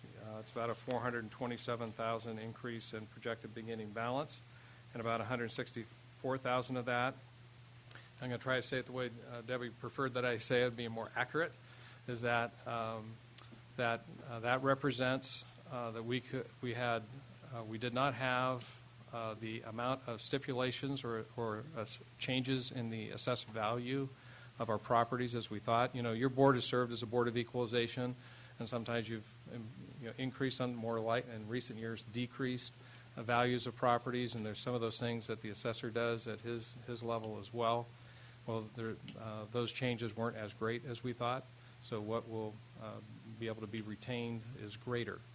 So that's about $164,000 increase in your carryover balance, and you'll have about the same, into next year. So that's a more accurate description than what I've got in there. Then the remaining amount is about $263,000 of the increase is due to an updated number on what the sheriff will not spend out of his current year budget. After our last meeting, met with the sheriff, and remember we were talking a figure of about $387,000. The sheriff and I talked, and I agree totally with him. There was about $125,000 of that $387,000 that he needed just to cover what otherwise would be overages and other line items within his operating budget. So the right thing to do is go ahead and let him make sure he at least balances off his current budget, and that would leave about $263,000 to carry over for use next year rather than the $387,000. So those two numbers combined equal the increase in the general fund. Fire fund, we're just off slightly, about $23,000 in our property tax receipts. That'll show up in a lower beginning balance and also a lower revenue next year. That's bad news. The health fund, again, about a $200,000 decrease, but that's per your year-end budget action to move $200,000 from health to behavioral health. And in behavioral health, you see almost $19,000 improvement. That's roughly the $200,000 from health, and then a slight increase in realignment funding as well. And then social services, there's about a $300,000 increase base allocation that's coming from the state, and that was based on a communication recently received from the state. So that will actually improve their beginning balance as we start next year. As far as your revenue changes, again, that good news in the property tax in 13-14 will translate into additional good news, roughly the same amount of increase into next year. Also, in working with the sheriff, we'll be able to increase by $254,000 the 2011 state court security alignment revenues that can help cover costs to provide security at the court. The next item became kind of a no-brainer. We talked about this during the budget workshop. By increasing a collection officer from part-time to full-time in the Office of Revenue Recovery, they will generate approximately $75,000 in additional revenue spread amongst a variety of departments, not all in the general fund. And I believe there's a separate number just in ORR, which is around $40,000 in addition to what's in there. So that was kind of a no-brainer because it was not that big an increase in the cost for that halftime post. And then AB 109 revenues, we just come out of a Community Corrections Partnership meeting, had a nice tidy chart provided by Adele Shop. Is Megan hiding? There she is. And I was able to just go look at the revenues in those departments as we're going through the walkthroughs with departments, and there was $134,000 just was underestimated in jail revenue. Fire fund, again, we're starting a little bit lower in our property tax, but the good news is there's about $75,000 in the, we believe with next year's receipts as well, that we can bring in from the Fire Growth Impact Mitigation Fee Trust Fund, and $50,000 allocation from state air pollution control funds. That'll help offset that revenue loss in property tax, but it will also give back most of the money you needed to make that fire engine whole for the fire department. In the road fund, there was $100,000 in reimbursements for engineering work performed on state and federally funded projects that needed to be added yet, and that's the money that was needed to fund the new engineering position mentioned in February and listed on Exhibit D. Social services, again, their base allocation of realignment has gone up by $300,000. That's in addition to the money in 13-14 that I previously mentioned. Under your expenses, again, with very few exceptions, and those are only in very small departments, each department offered something by way of expenditure reductions, and your transfers out in the capital to the capital fund. Those were able to be reduced because two of the projects we found could be funded with money from other funds rather than general fund. Let's see. We also did a net reduction in transfers to the county's two airport funds of $10,000, and that's made possible by an increase in the airport's beginning fund balance. I'll talk about the expense in a sec. So as for your contingencies, as we move on to page 4, again, we had started around $1,363,000 and some change, and then there's changes made to it. For now, we parked that money related to the Sheriff's Department, the 262-919, into contingencies, but that would be a designated contingency, as you directed at the last meeting for the sheriff. And then the $164,000 plus in increased property tax receipts could be added to the $363,000 and change to create about $528,000 in undesignated contingencies above our pure $1 million contingency. And I just mentioned in here that if we follow your normal policy, these undesignated contingencies would normally be applied to some forms of one-time uses. However, if your board did want to take some of that money and apply it to ongoing operating expenses, such as some of your high-priority restoration positions, which we talked about, this is the margin. If you're so inclined to do it, that's where you would go. But if you're to go there, I would suggest that you change your policy so as to allow no more than 0.5% or up to 1% of your general fund's operating budget to be supported by one-time sources. Again, in the fire fund, I can go through this pretty quick now. You've got about $390,000 and some change for that replacement engine, and some we were looking for about $400,000, but the chief said that he can take some of the equipment off of the engine that's going to be decommissioned and make that engine work. There's slight changes in the road fund, giving a little bit more money for their surface treatments and putting about $233,000 on their equipment. In welfare, that roughly $600,000 between the beginning balance and increased revenue in the coming year. About half of that is going to be applied to foster care, the foster care line item, due to ever-increasing placements, and the other half into contingencies. At Columbia Airport, again, primarily due to they have a higher than normal fund balance thanks to the RIM fire, unfortunately. And also, this is good news, and by plan, ongoing increases in hangar rental payments, because there are several hangars that are converting to county ownership, and those rental fees will come directly to the county in the future. And that's part of the business plan that your board has updated and reviewed from time to time. So this right now, we've put $84,000 into the fund's major maintenance line item.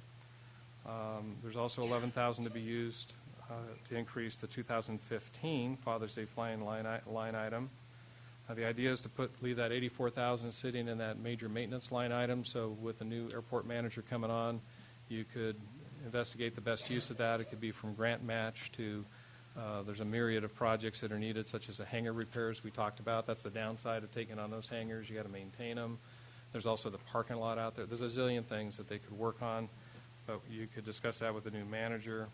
And there's also $10,000 in there for the fly-in's insurance to have a tower operation out there for the fly-in. PML is $10,000 added to their maintenance line item just for needed repair work out there. And as we know at that airport, that will help generate in-kind support from the community up there, because they will put cash and volunteer work into things needed at the airport.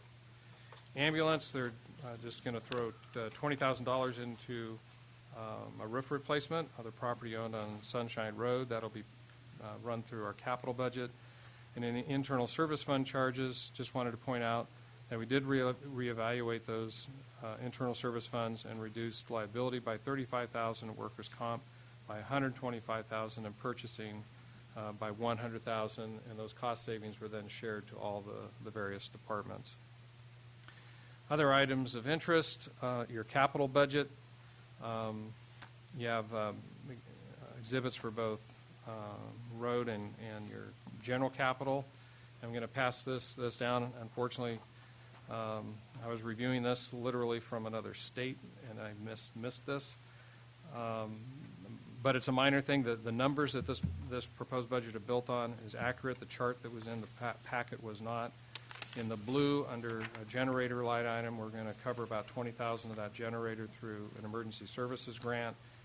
And there's a behavioral health wall repair out at the old TGMF campus.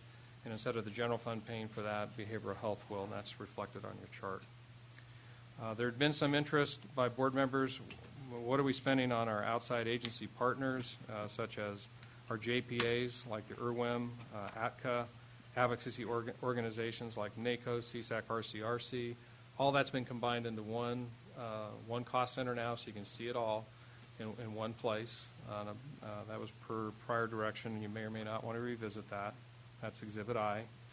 And under Economic Development, Exhibit J, that's where you have things like the Economic Development Authority, Visitors Bureau, Art Council, those kinds of things. And then at the board's request, this isn't everything that you'd asked for, but you wanted some context of this budget. So what we did is went ahead in advance of the formal recommended budget document.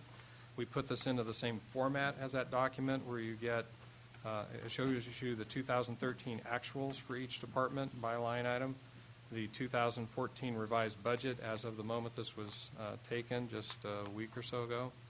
You see the 2014 CAO estimate, how we anticipate the year would end, so what the actual expenses or revenues would be, what the 2015 requests from the departments were, and then the 2015 recommended numbers are what this the summary that I just went through is based upon. So that may be too much or too little detail at this point, but I was trying to comply with that request from the board. As far as the position changes, again, I'd already explained the only changes that we made from the May 20 meeting was the half-time collections officer being moved from, from the list that was not yet funded in the budget to the list that was. But that's because for the minimal cost of that position, it returns many timefold that cost in revenue. And then there's also a public health nurse that was moved from Exhibit D to E to D, because there's 100% revenue offset for that position as well, and that position would be working on the medical targeted case management services of that department. And we have folks from HSA that can talk about that if you'd like. Then just lastly, on top of page 6, I continue to have concerns about taking up any of the positions on Exhibit E until the final budget hearing in September. You'll know a lot more then, the fund balances, your updated revenue estimates, your the outcome of the miscellaneous PERS cost-sharing contract vote, your final state budget actions with related revenue and expense impacts on the county, and your actual saving figures from your PERS Safety Side Fund refinancing. But having said that, again, this whole document is presented. It's one more opportunity for your board to give direction on how you'd like to see it changed before we package it up for formal approval as your 14-15 recommended budget during your June 17 meeting. And then having said that, that'll be your recommended budget, so we can start the next fiscal year with that. On September 2nd is when you will have your formal final budget hearing, and that'll give you another opportunity with all that updated information to make additional changes as your board may desire. So that's my story, and I'm sticking to it. I'm available for any questions and direction for changes that your board may have. Questions? Just more of a comment. Thank you for all the detail. It's probably a little more than what I needed to hear in the back part, but it was interesting reading. My thought is that we have policies in place, and it talks about not spending one-time money for ongoing expenses. And the biggest thing I see in here is the additional, adding additional staff. And the question is, do we have enough money to do it without going into one-time money? As it's presented right now, it doesn't appear that we do. But it could change, and things do change. I would like to take your recommendation and agree to wait on making some of these position changes until we have accomplished the things that we have discussed. So just throwing that out there, that's my position. I think we have policy in place. My question would be to council is that if we decide to make some recommended changes today, should we not do a policy change first? The policy change is really discretionary with the board. It's probably better to do it, but it's not really a legal issue. Okay. But better if we address the policy first. Right, because that usually comes into play when we're looking at, for instance, labor negotiations, that kind of thing. Okay, thank you. Mr. Chair, can I just respond to one thing that Mr. Graves mentioned? On Exhibit E, there is one, I just want to point out, there's one position that's really not a position, that's different than the others, and that's the third one down under CRA, and that's a contract biologist. It's not a position. It's a hunk of dollars to go contract for support for biological studies and those kinds of things. I do view that differently. It's not a position. It's not ongoing. It's a hunk of money towards things that just come up during the course of the year. And I did want to point that's different than these others. I think we agreed that because of the changing in the handbook that we were going to have some sort of assistance there on a case-by-case basis. Is that correct? Is that? Yes, that's why it's there. It helps. Okay. Yeah. That's straight. Yeah, makes it faster. Yeah. Carl, thanks for your patience. Yeah. Mike? Yeah, there we go. First of all, I would like to thank Mr. Pedro for all the hard work, and I know it's not just him. I'll get to that in a second. I differ only slightly from Supervisor Gray in thanking you for the level of detail, because for me it was useful, extremely useful, and I actually took the time to go through it. And now I'll get to the other part. I want to thank all the department heads for coming together as a team and helping make this work out. I would be in favor of directing Mr. Pedro to take the $50,000 for the biologist, contract biologist, out of contingencies at this time, and I agree to defer all other things until a later date.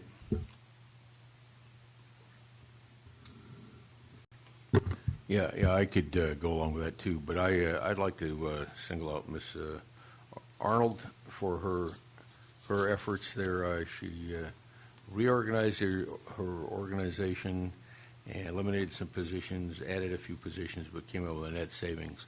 And I hope she can pull that off, but that's the spirit of what we need going forward, finding ways to do things better within our means, if you will. And so I'm very impressed. Thank you.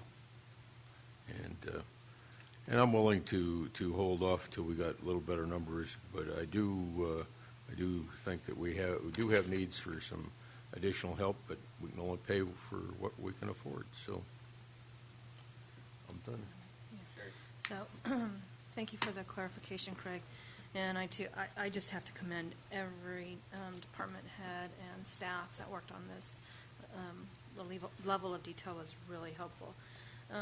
I just have one question, just because I was curious more than anything. The internal service fund changes, that $260,000, is that based on, how do you make that assumption or calculation? Based on previous years? On the reduction that we did, or right, with the liability. I mean, has there been a savings there? Have we?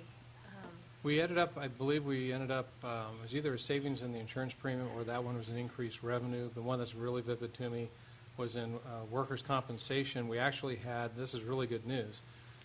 Well, let me go back up because it's all policy-based. So we try to have certain amounts of money in cash reserves, but in the case of workers' comp, we're targeting for a level of funding that we're confident will meet the needs. So when the bills come due, we have the money to pay it. This last year, we had a wonderful situation where we actually had a couple $100,000 in reimbursements that will happen once in a while from insurance companies. And then what you're really hoping for is also a decrease in claims. And that was what I was hoping you were going to say. Right. So it's a combination of both ends. And so when you looked at it, we made a great advance in moving towards that goal of being funded. So I said, well, then this is a year. If there's a year, we should back off, this year. So we cut the planned, growth in that fund in half. So that's, again, reflecting good work by a lot of folks, safe environment, looking out for things and keeping claims down. Very good. Thank you. Okay, any other questions? Well, I'll just say that Mr. Peter has been doing budgets way too long if he finds workers' compensation and leave liability sexy. Oh, doesn't get better than that. Okay, let's go to public comment.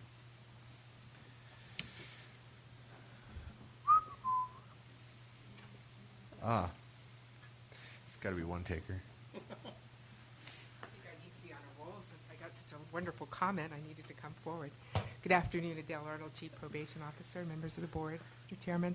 I did want to say, and it was very difficult knowing that I was going to see some reduction in revenue to both my juvenile and my adult units, that it was time to reorg. One thing we've clearly seen with realignment is that we are all becoming felony organizations in order to target the highest risk offenders that are in the community and also in providing services to them. So I really did see the need to use my staff differently and wisely. And there was a savings in addition to some reorg of about $57,000. And I am here to implore you, I guess I will say, to consider allowing us to use some of that money for some additional vehicles.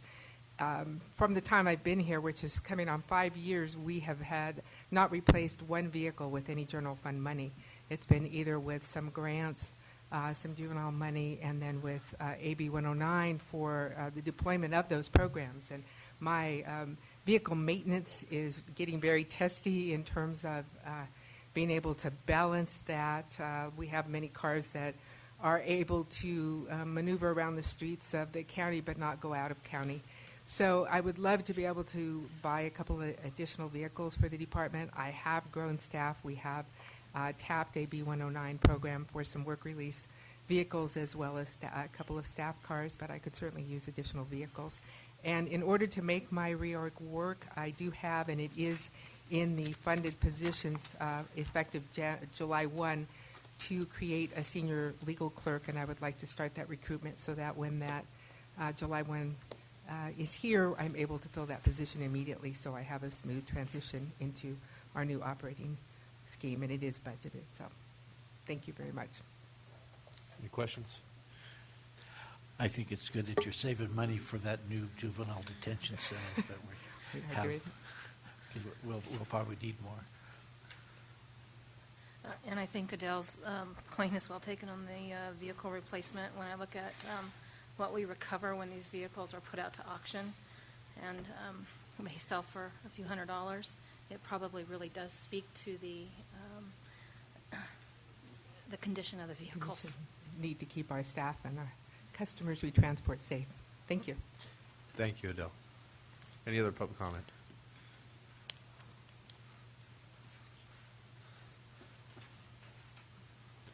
Don't hurt yourself. That's the quickest I've seen him move in a while. Sorry. I'm a well-oiled machine there, sir. I don't know if I want that thought. But go ahead. You know, I just went out and patrolled the other day, okay? We put a couple people in jail. I still have it. That's all I got to say. All Okay. right? But thank you for You your... had a big Glad to helper. hear you're earning your paycheck there, Sheriff. That day I did. And you know what? Since you brought it up there, supervisors, I always want to commend the young deputies that we have out there. They did a fabulous job. They're doing a fabulous job. And so kudos to the undersheriff and that recruitment team that we put together, because they are some fine folks out there.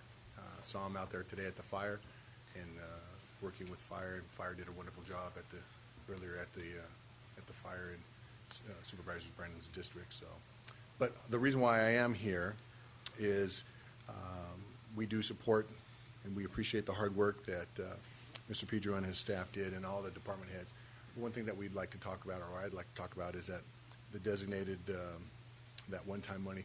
We'd like to see that obviously go for that equipment, and as we had talked about in the last supervisor, the IE or board supervisors meeting, i.e. the guns and those types of things. So that's what we'd like to look at using that money for those types of equipment.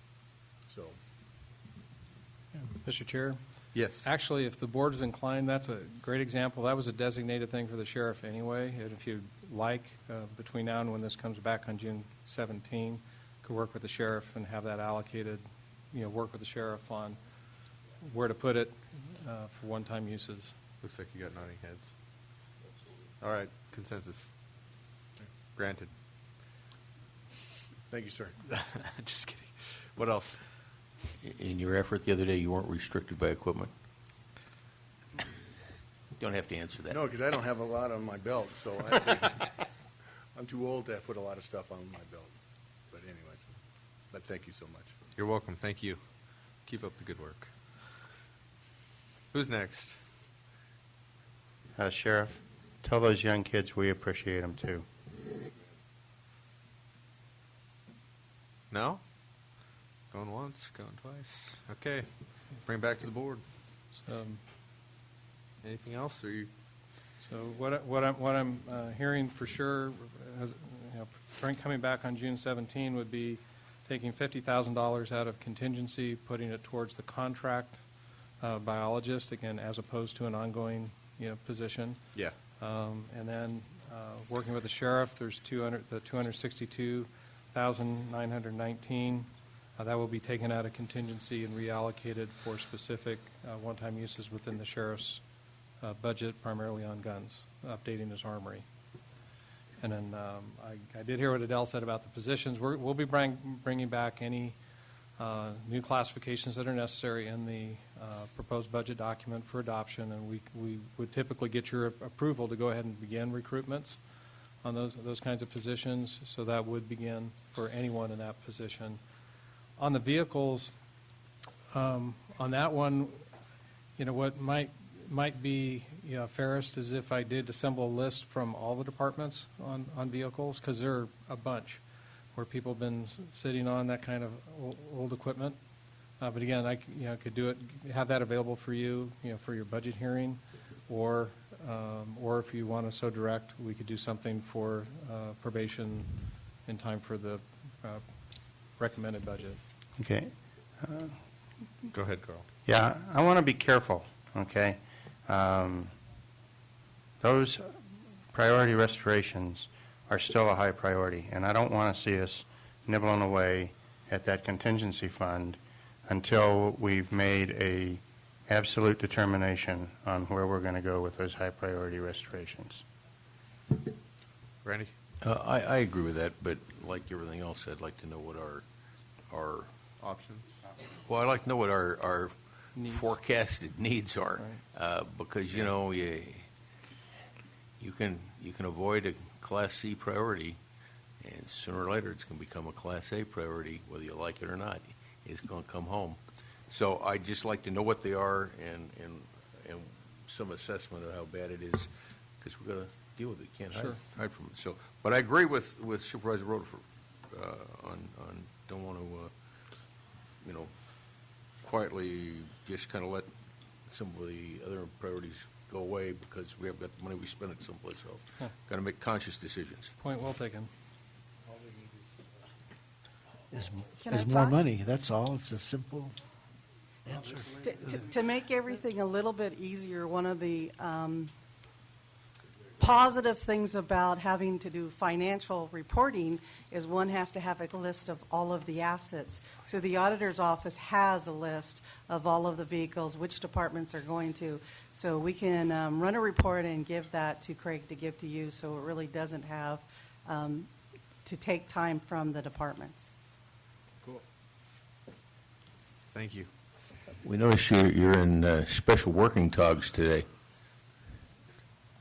It's the uniform of the day downstairs. Vote early, vote often. No, no. Vote once, vote early, and vote correctly. Okay. It's too late to vote early, Debbie. It's election day. What else? Can we be done? So, Mr. Chairman, then I'll package it up, and the only two things we'll get down to are the contract biologist and the one-time monies for the sheriff. Yep. Other than that, we will package this up for final adoption as the recommended budget, which our tradition is to act upon it, because that usually saves money. Yep.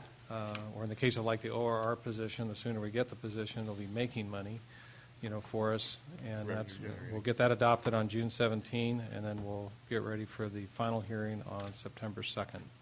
Perfect. Good. Yeah, we're going to finish item 12 now. So, okay. Thank you.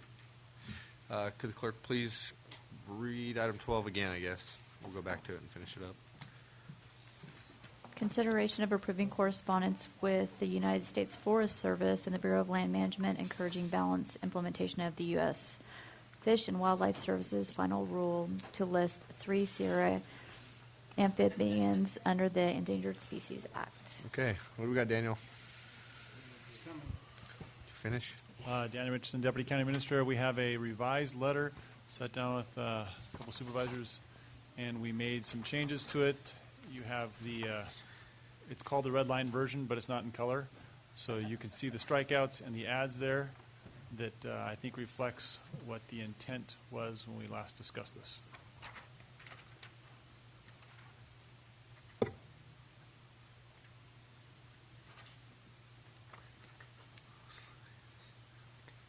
I think of note, we did, in the second last paragraph, we did put, as the planning process moves forward to designate habitat to protect the species, we expect and will welcome the opportunity to participate closely as a coordinating agency during the designation process to make sure we are involved. I have a quick question for council. Do we have to request coordination of each agency that we would like to coordinate with? I believe that's how it would look, that you would And so indicate that you're interested in doing right. that. And so my question is if we have formally requested coordination with U.S. Fish and Wildlife, and if we haven't? I actually don't know the answer to that question. We've done it with Forest Service and with BLM. Yeah, my understanding is the MOU that's in place that RCRC and CSAC put together is only with BLM and the Forest Service. That's my understanding. And sorry to interrupt. Go ahead. Just to say that coordination, as I think this board is aware, is a little bit different for the BLM versus Forest Service. I'm not so sure that there's a similar statutory requirement or language for U.S. Fish and Wildlife, but we can certainly look at that. Okay. Thank you. Okay. Any other questions? I'm going to do public comment real fast. Seeing none. I know. You just got to do that. Go through the motions. Okay. Can I get a motion? Let's be done. Sure, I move to approve the letter. Okay, got a motion and a second. All in favor? Aye. Motion carries. Thank you, Daniel and Sherry, for straightening that out. Okay, let's do, what is our report item? 23. Quickly. Reports. I can give a quick report. Let's start with John. What do you got? All right. I just want to talk about one thing. Last week, we met with the Caltrans representative in Groveland, and Darren Grossi, TCTC, and a number of business owners in Groveland, looking at the walkways, the walking paths, and parking spots for buses and other things, and it looks very promising that Caltrans understands some of the problems that we have there, and will be helping us. But first, we are going to be looking for a grant. TCTC will be looking for a grant to do an initial study that makes it, obviously, the plan makes it more reasonably possible to get something done there. But very good meeting with the Caltrans representative, talking about putting some interactive speed signs in the downtown corridor, let people know that there are crosswalks ahead and what the speed limit is. So very, very eventful day. And last week I was on vacation, so I don't have anything else to report. Cool. See who can beat that. Sherry? All right. Just a couple of things. Had a lot of meetings and good discussions with constituents. But I did a tour that the Sierra Nevada Conservancy sponsored with 2 assemblymen out on the fire. And really important from the aspect of, while they were state elected officials, when we progress and we look at cooperating, I'll try it a third time, status with other governmental agencies, it really is important. They were astounded at what they were looking at out in the rimfire, like most folks are when they are actually on the landscape. So when we have those opportunities to get other officials out from agencies, it really is important, especially when we're looking for cooperators when we move forward with the new land management plan. Awesome. Carl? Sure. After the last board meeting, I jumped in my car and went to San Francisco so I could get an early flight out the next morning to Alaska. I went up to the NACO WIR, that's the Western Interstate Regional Caucus, and WIR is literally RCRC on steroids. This is the national level version of the RCRC, and it starts with Minnesota. It's basically every state pretty much west of the Mississippi is eligible, and there may be some that are east of the Mississippi that are as well. Quite a eclectic mix of politics, but not policy. They're pretty strongly united on policy, and they have a huge voice. Unlike RCRC, which is a separate body from CSAC, they are a subset of NACO, and they're a very vocal and strong subset within NACO. They do a lot in terms of, especially in the environment, energy, land use, and the federal lands management committees. They're very, very strong presence and truly have a huge influence on NACO's legislative efforts on behalf of counties. So as a wrap-up, I'm not planning, unless somebody convinces me otherwise, I'm not planning on going to the NACO annual conference in New Orleans. First of all, it's New Orleans in July, and that doesn't seem like a good idea. But the real reason isn't that. The real reason is because I'm going to be able to participate, it looks like, on both of my committees via teleconference, and I just think it's a better use of the county's money if I do it that way. And honestly, in having done the two, I'm not sure that as good an influence as we have locally, with our Washington legislators. I'm not sure that there's a great deal of benefit in following up with going to the Ledge Conference that they have every year. But I am absolutely adamant, if I had my way, that we continue to participate in the WIR. One of the problems, obviously, that we have being located in California is that we don't always have the support that we need in Sacramento for the largely rural issues. And I think in the domain that the WIR works in, it's not politics, it's not left and right, it's rural and urban issues. And we just don't get the support that we need all the time in Sacramento.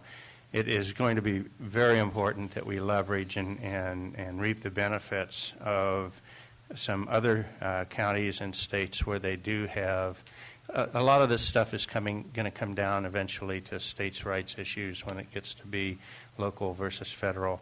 And when the thing that I took away from that conference was that in states where they can elicit the support of the governor in pressuring the federal government, they have a lot more success, and they can set some precedences that we can leverage. So I'm recommending to my fellow board members that we continue to support NACO WIR process and be present for those. Cool. And then on the 25th, I went to 2 Memorial Day events and spoke at both of them. That was a great opportunity. Sherry and I were on the Water Policy Committee meeting on the 27th, and then earlier, I guess it was last Friday, I participated in the IRWM JPA. That's turning out to be a pretty good JPA. I'm pretty excited about where they're headed, and that's all my report. Thank you. After the last meeting, by the way, just to comment, Supervisor Rutherford, it was really quiet while you were gone in Alaska. It wasn't in Alaska. I'm sure it wasn't in Alaska. But, and so if you went to New Orleans, it would be a nice benefit for the rest of us. Good break, huh? Was that an offer from Randy to pay my way? Might donate. Board of Supervisors Housing Policy Committee meeting on the 21st. Had a special meeting of the ATCA board on Thursday, the 22nd. Did a few things. Visitors Bureau on the afternoon, and Mr. Richardson and I met with a representative from SPI and looked at the mine site. I don't think anything came out of that, but as a possible log storage site, one of the problems coming out of rimfire salvage, the hazard trees and the salvage program, and of course the private lands is that there's just not enough place to store logs and the limitation on trucking, and so they were looking at an alternate site, and like I said, I don't think anything came out of that. Met with Craig also on the 28th. Met with Rob Griffith on rimfire recovery. Things are moving ahead on schedule. Most of the, if not all of them now, I believe the hazard trees sales have been sold, and they're working on those. And I met with another representative from SPI in the afternoon of the 28th, talking about the logistics of getting the trees out, trying to figure out where we are and what we need from the feds, and I'll have a report on that for you all later in the week. On Thursday, 29th, I already mentioned that during the regular session, I went out on the rimfire footprint all over Jawbone Ridge, out Myers Ranch, and out toward Cherry Lake. By the way, just an observation, Cherry Lake is virtually full. I didn't go right up to it, but it looked pretty nice. Did you see the bear tracks around the shore? I didn't go up that close. Anyway, I attended a veterans breakfast Sunday morning, and in Mr. Rutherford's absence, I went to GAC on his behalf on Monday. That's my report. Mr. Pedro. I'll start with the fun first. I just got back from a whirlwind 4-day trip to go see my son in Utah, and I'm working on about 2.5 hours sleep right now, but I'm here. And it was great to see him. Anyway, no, most of the time between last meeting and this one, obviously, was spent on budget. I did want to dig in just a little bit more on we had a meeting with Susan Skalski, one of our quarterly meetings. We call it the SOPA meetings, but we're trying to get into more issues. But we did talk about grazing at great length. More of that was covered here today, so I won't be redundant about that. The frogs and toads, that seems like a favorite topic. But I think we came away feeling, much like described today, while it's sad we're having the discussion, their management actions appear to be fairly light-handed, and we'll see, in the end, at least on this forest. She went at some length about the travel management settlement, how 40 miles of route out of the 230 miles currently available were at question. There only 18 that were open that were actually going to be closed, and this is just so more studies can be done. So stay tuned, for Film at 11 until after their studies are done. But these are groups that would like to shut down even more of those roads. We talked about some fire district reimbursement issues where a number of folks had not been paid yet as a response to the rim fire. There's been a lot of inquiries made, and I'm seeing emails today talking to Mr. Geiser today, and it appears that the money it's been resolved. The monies are breaking loose.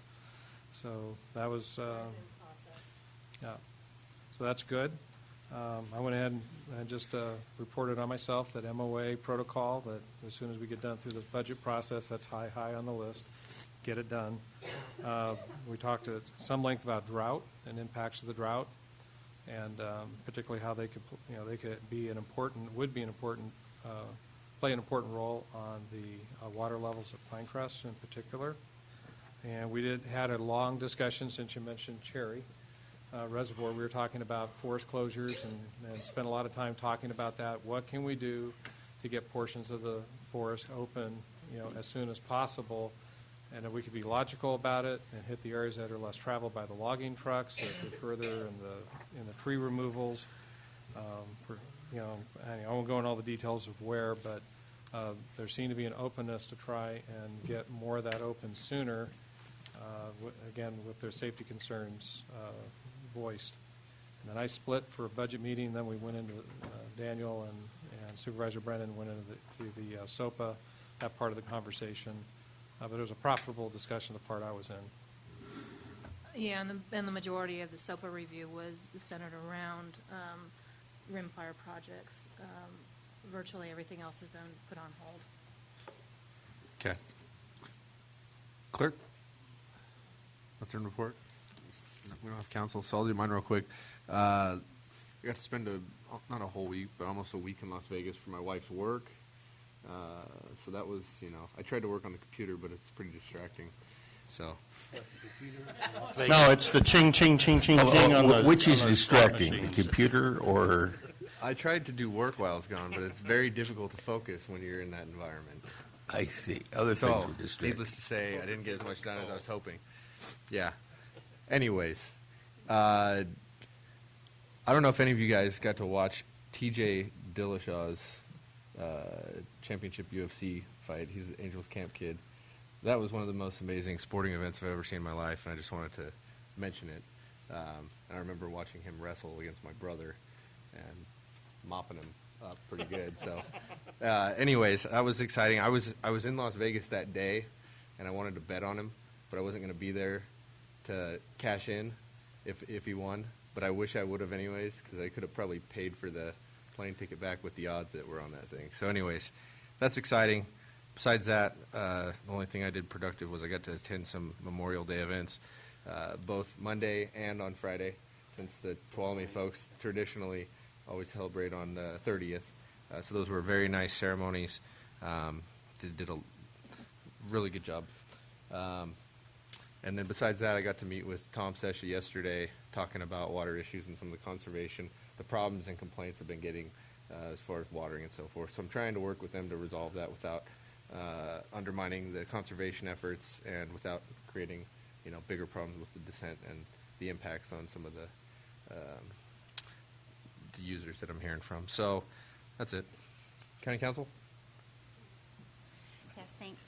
So the last month, Carlin spent a lot of time working on some juvenile hearings and representing social services in an administrative hearing. She worked with CRA on a Yosemite Gateway Plaza project and assisted Columbia Fire Protection District on some issues. Chris spent a great deal working on juvenile matters and reviewing claims. I wanted to let everybody know that we have a paralegal intern that'll be with us until July 18th. Her name is Lori Slatt, so we're really excited to have her. Also, I attended the Affordable Care Act seminar and spent a lot of time working on juvenile matters as well as some HR issues. But last week, I got to attend the Foster Parent Appreciation Luncheon. I was at the Columbia Nursery, and there was a foster youth who spoke about his experience in foster care and what it meant, the importance of having a really supportive and dedicated foster parent. And to see a change in this person was really amazing. And so I hope that next year when they have it, some of you all can attend because it's quite an experience. Thank you. Thank you. I think that wraps up our reports. So with that, thanks for being concise today. We did pretty good. There's nothing to report out of closed session, yeah. So we're good. So with that, the meeting would be adjourned.